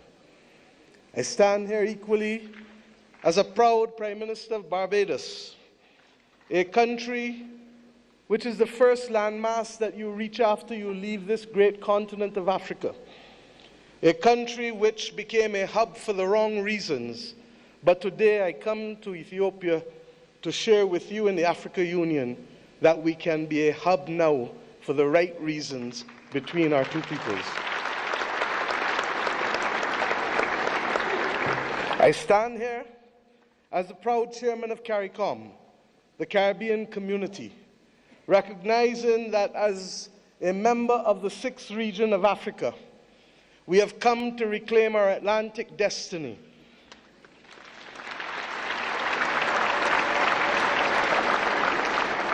We have come to ensure that the very futures of our people are different and will not once again be determined by a middleman who will ensure that the Middle Passage is one that sees our people at the bottom of the ocean's floor of the Atlantic or in the fields of the plantations of the Caribbean,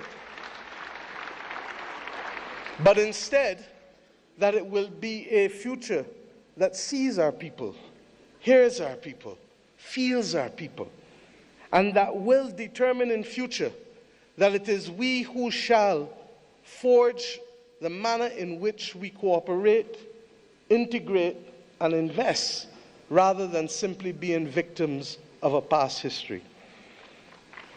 I stand here equally as the chair of the V20, 70 countries across the world that are climate vulnerable, 40% of whom come from this great continent of Africa, recognizing that it is only through unity that we can confront the existential crisis of our generation, that of the climate crisis.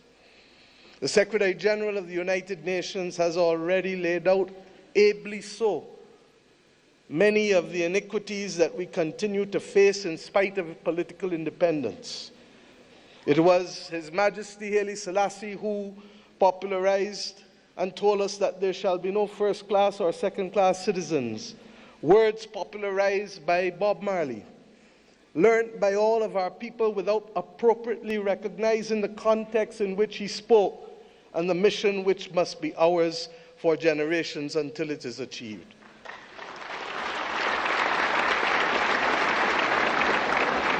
He told us that there would be war if there were first-class and second-class citizens. He told us that there would be war if the color of our skin was more significant than the color of our eyes. And we see here in the continent the continued descent into conflicts born out of ethnicity differences, born out of a mad grab for resources, not invariably for our own benefit, but for the benefit of others who seek to use our people as pawns in the determination of their own future. But we stand here as proud people, and we have enough among ourselves to know the difference between right and wrong, and to forge a future that is not for a few, but for the many. Indeed, as the world confronts the climate crisis, it is the poorest of the poor who remain the most vulnerable to floods and droughts and hurricanes. It is the poorest of the poor, and soon to be the middle of the middle, who will no longer be able to access insurance and therefore to be able to forge ahead with development if we do not make changes.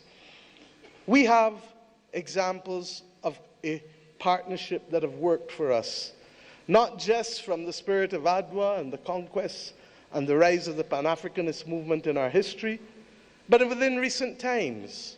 During the COVID-19 pandemic, it was the African Union, under the leadership then of President Ramaphosa, and with the assistance of Dr. Tedros of the WHO, that recognized that the Caribbean, which was being marginalized by denial of access to basic therapeutics, basic medical equipment, to vaccines, that we should not be left as pariahs on the global landscape, but that our brothers and sisters in Africa would bring us through the Africa Medical Supplies platform to be able to ensure that we could secure for our own people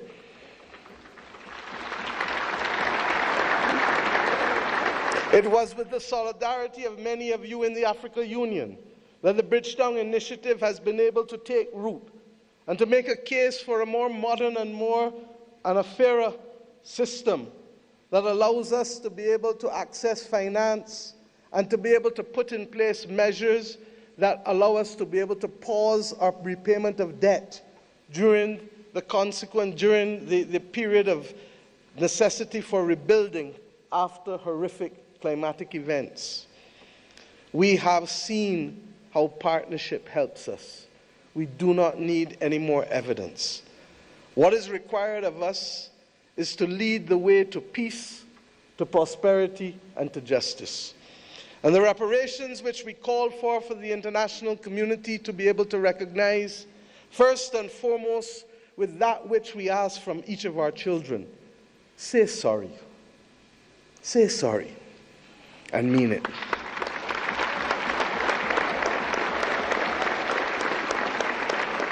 And after you say sorry, recognize that the future of the world is not possible without the stability of Africa and its diaspora.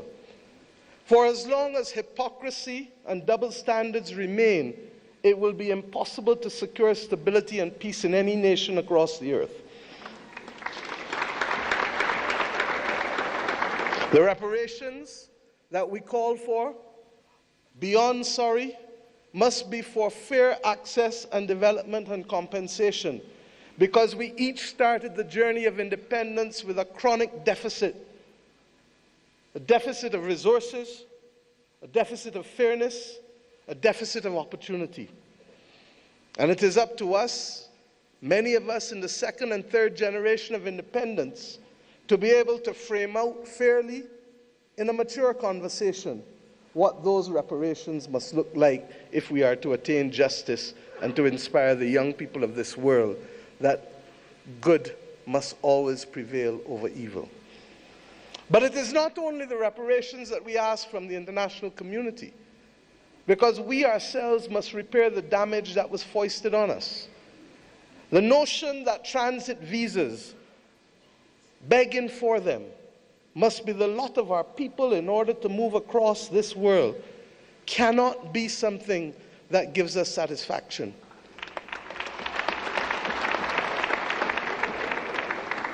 To go east and to go west, we are first forced to go north. It is not right. And it is not beyond the heads of government and heads of state, of the region, of the Caribbean community, and of the continent of Africa to determine that we must stop talking about, but simply do what is necessary to build the air bridges and sea bridges to guarantee that we control our destiny. I ask us to reflect on this because it is this simple act, apart from our music and our culture and our food, that will guarantee that it is not simply heads of government and heads of state that will meet in Accra or Bridgetown, but it is ordinary people who will be able to trade and to move from the closest point of Dakar to the closest point of Bridgetown, to be able to open up the opportunities that technically ought to be available not just simply through the Africa Free Trade Area or the CARICOM single market and economy, but through the combined opportunities provided by both. I ask us equally to recognize that in an era where AI is threatening to redefine what humanity can do and even if we can survive, that it is not ours to be the victims once again of technology as we were with gunpowder, but it is for us to help shape the future of the world, because more often than not it is Africa and its people who have brought the humanizing forces to bear on civilization. And if we are to be the cradle of civilization, then we are to be the protectors of people and planet, of humanity, as we go forward. And some watching on may say, how? And I say, how not? How not does a continent that has 40% of the world's minerals not be in charge of helping to secure the destiny and stability of the planet? How not does the numbers of our two communities, who constitute a third of the world's states, not act in singular purpose to forge the kind of world that we want and to be able to ensure that the institutions that deny access to us, to hear our voices as reflective of the continent and of the small island developing states of the world, how do we not secure that admission, which is not only just, but a moral imperative if the world is to have stability in this 21st century? My friends, I ask you, how do we not secure this victory when 1 in every 5 and possibly 1 in every 4 persons on the planet will come from this continent and its diaspora? Those who lead today have a moral imperative, not just to our citizens in our own countries, but above all else, to unity. The spirit of Adwa demands of us that we recognize that even in the face of the greatest technology being foisted upon us, that we can rise and win if we act in unity. This has been a message not given by our generation alone, but by previous generations of African and Caribbean leaders. But we ask ourselves, why does it elude us? And the answer comes not from outside, but only from within. When I speak of the USA with affection, I do not only want to speak of that which is known in the Americas. I want to speak about that which ought to have been possible if the 1884 Berlin talks did not take place. The possibility of the United States of Africa, which is as diverse as India, which is as diverse as China in terms of ethnicity and language and religion, but which is entirely possible if we see not ourselves first, but we see the unity of ourselves together. This may be the cry of a naive and romantic daughter of Africa. But if that is the case, I prefer to die being a naive and romantic daughter of Africa than one who is cynical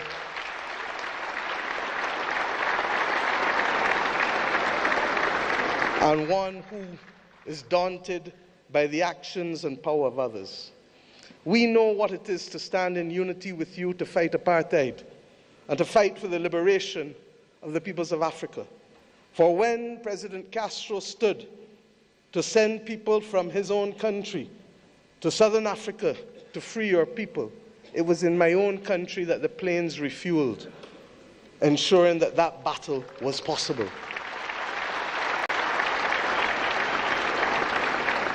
And when 100 years ago, almost, a Barbadian man and woman left our nation and left the United States to come here, Arnold and Mignon Ford, he wrote the anthem and lyrics of the anthem of the United Negro Improvement Association, UNIA, and his wife dared to establish a co-educational school here in Ethiopia, ensuring that boys and girls could receive education in a time and at a time when war was dominating the global landscape. They chose to see light rather than darkness.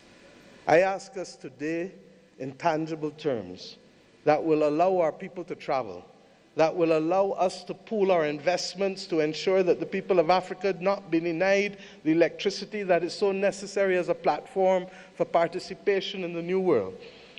I ask us not only to pool that investment, but to also ensure that we pool our voices, because there is too much division in this world today. There is too much war and there is too much conflict.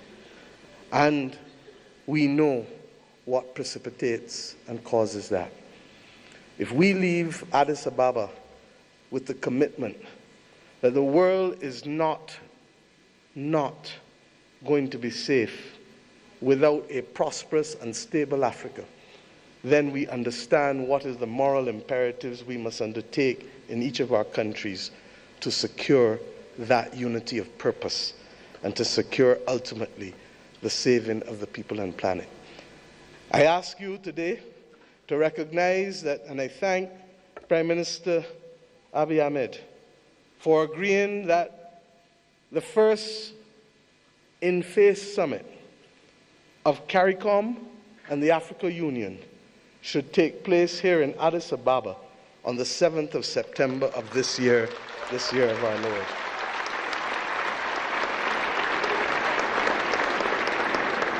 By that simple act, we build on the inaugural summit which took place virtually in 2021. But more importantly, we seek to regularize and to establish as a permanent point of interaction the unity of which I speak and call for. And I ask you as I leave this podium to recognize that we too in the Caribbean want to see you.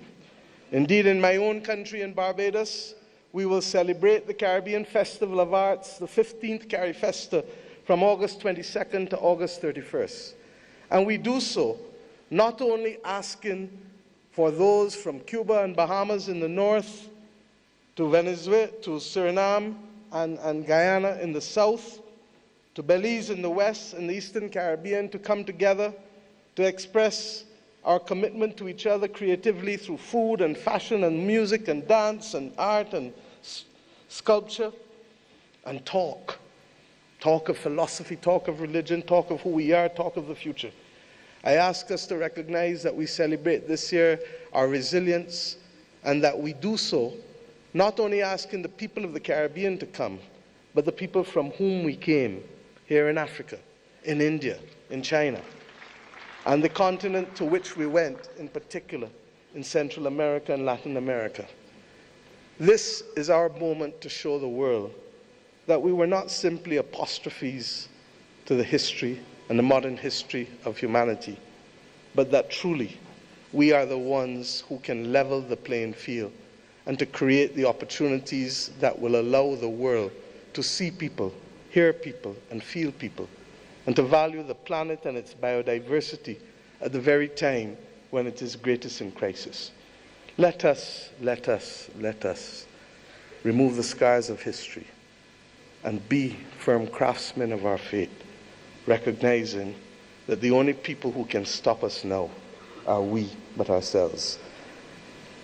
We have to emancipate ourselves from mental slavery and to build the future that our people want of us and to give them that pride that is theirs. And we must do so in the spirit and with the results of ADWA. Thank you.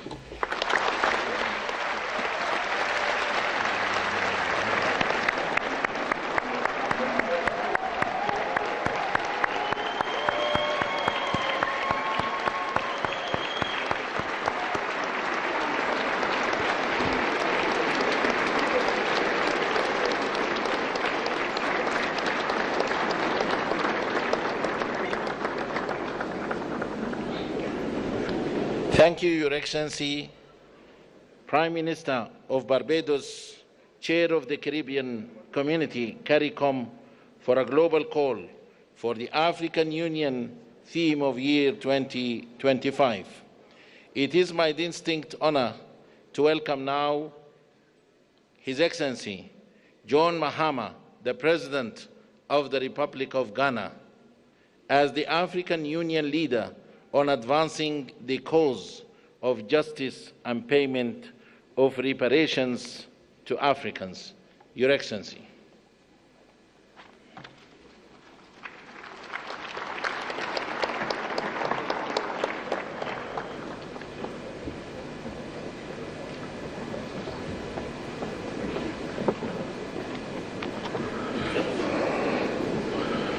Thank you. Your Excellency, Chairman, President of Angola, Your Excellency, Prime Minister Abiy Ahmed of the Federal Democratic Republic of Ethiopia, Your Excellency, Chairperson of the African Union, and in the interest of time, may I just proceed on established protocol and say, Your Excellencies, my colleague, heads of state, distinguished citizens. It's a privilege to address this historic launch of the African Union theme of the year 2025, and I quote, "Justice for Africans and the people of African descent through reparations," unquote.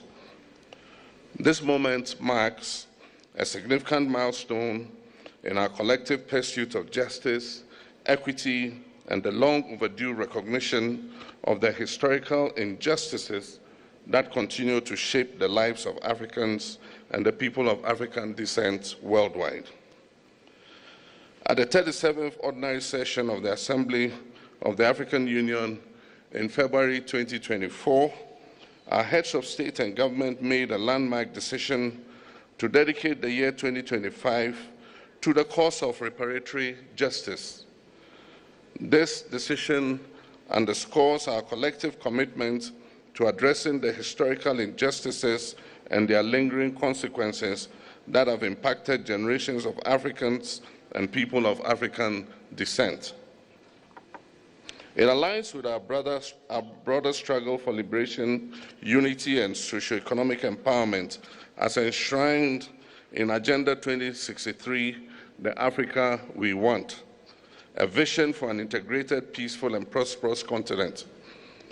Your Excellencies, the transatlantic slave trade was one of the most heinous crimes against humanity, spanning about 400 years and forcibly displacing more than 12.5 million Africans.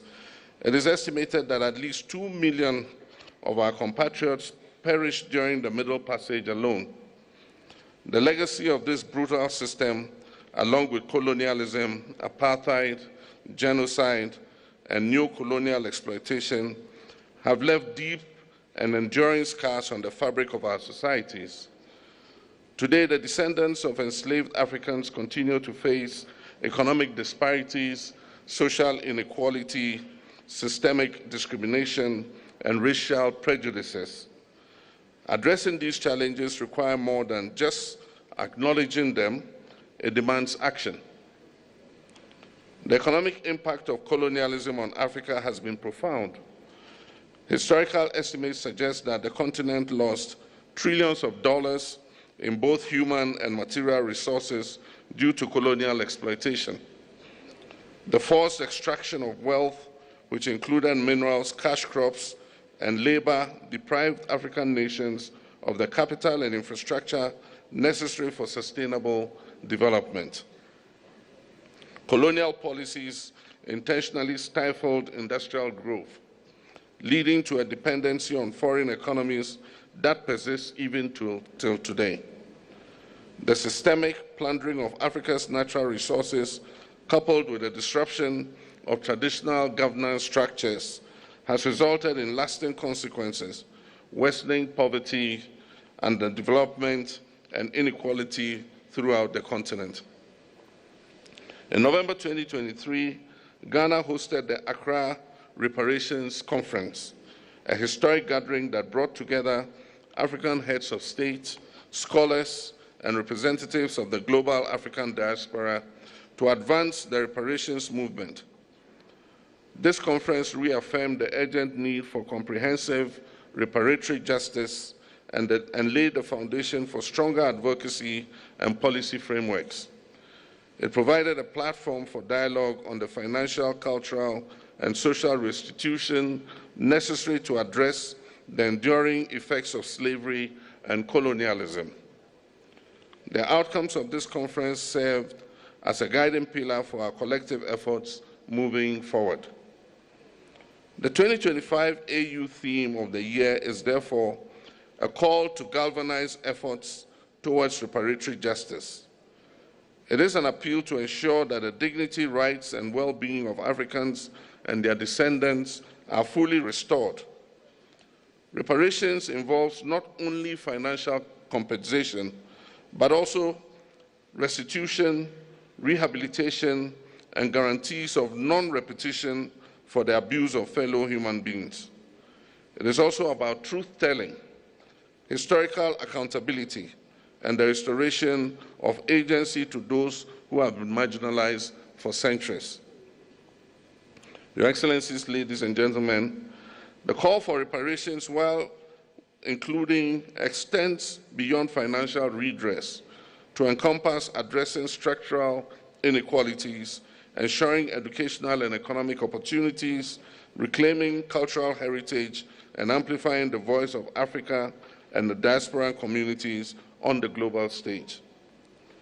Achieving justice requires multi-stakeholder collaboration. Today's pre-launch event serves as a crucial platform for concertedly rolling out constructive consultation, dialogue, and partnership. We welcome the participation of AU member states, regional economic communities, the global African diaspora, civil society organizations, academia, the private sector, and international partners in this transformative endeavor. The African Union Commission, in collaboration with key partners, have developed a concept note and revised the roadmap to guide the implementation of the reparations agenda. This initiative will further the aspirations of Agenda 2063, fostering an Africa that is self-reliant, just, and inclusive.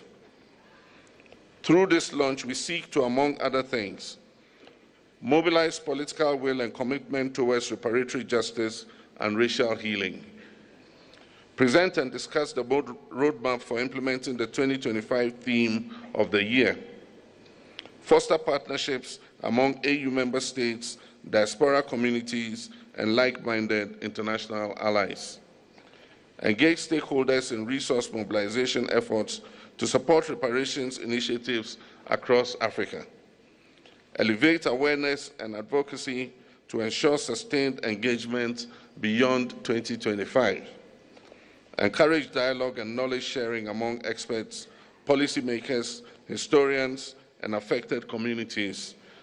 And finally, to ensure an end to the culture of silence and denial on racism and colonialism. Your Excellency, the work ahead requires a unified voice, a clear strategy, and unyielding commitment. Today, we reaffirm our commitment to working together to develop policies and frameworks that will support reparations efforts across Africa and beyond. We must continue to advocate for stronger legal and institutional mechanisms at the national, regional, and international levels to ensure that reparatory justice for the historical trauma inflicted on global Africa is not just a conversation, but a reality. Your Excellencies, ladies and gentlemen, to conclude, I wish to express Ghana's unwavering support for this critical initiative.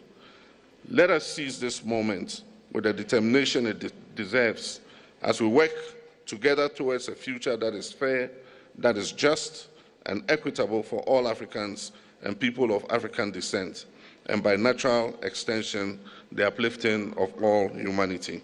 I thank you.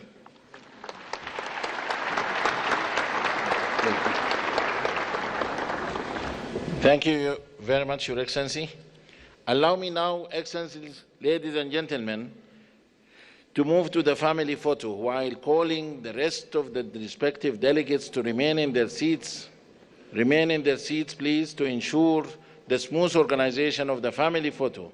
Allow me this time to call Excellencies and Honorable Heads of States and delegates in an organized manner to proceed to the photo session location.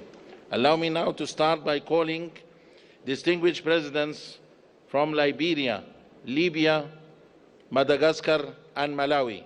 Please follow our protocol team to the family photo. There is only one door open for the family photo, which is gate number 5. Please, protocol teams, lead our leaders to the family photo.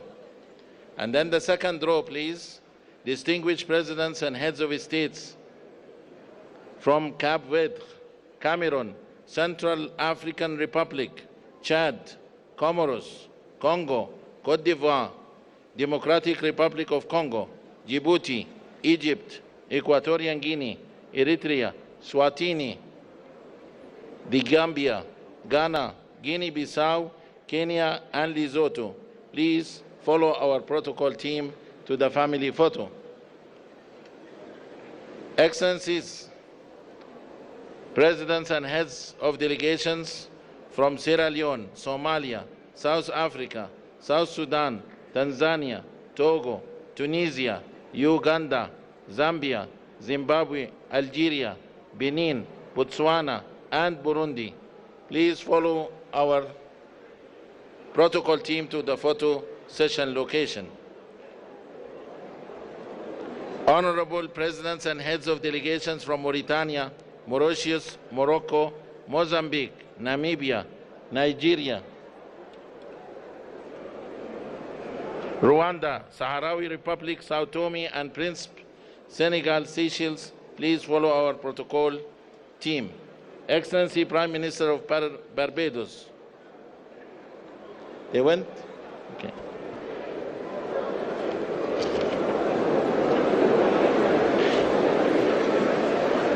Okay, with that, I thank you all for your time and I wish you fruitful deliberations. They didn't wait.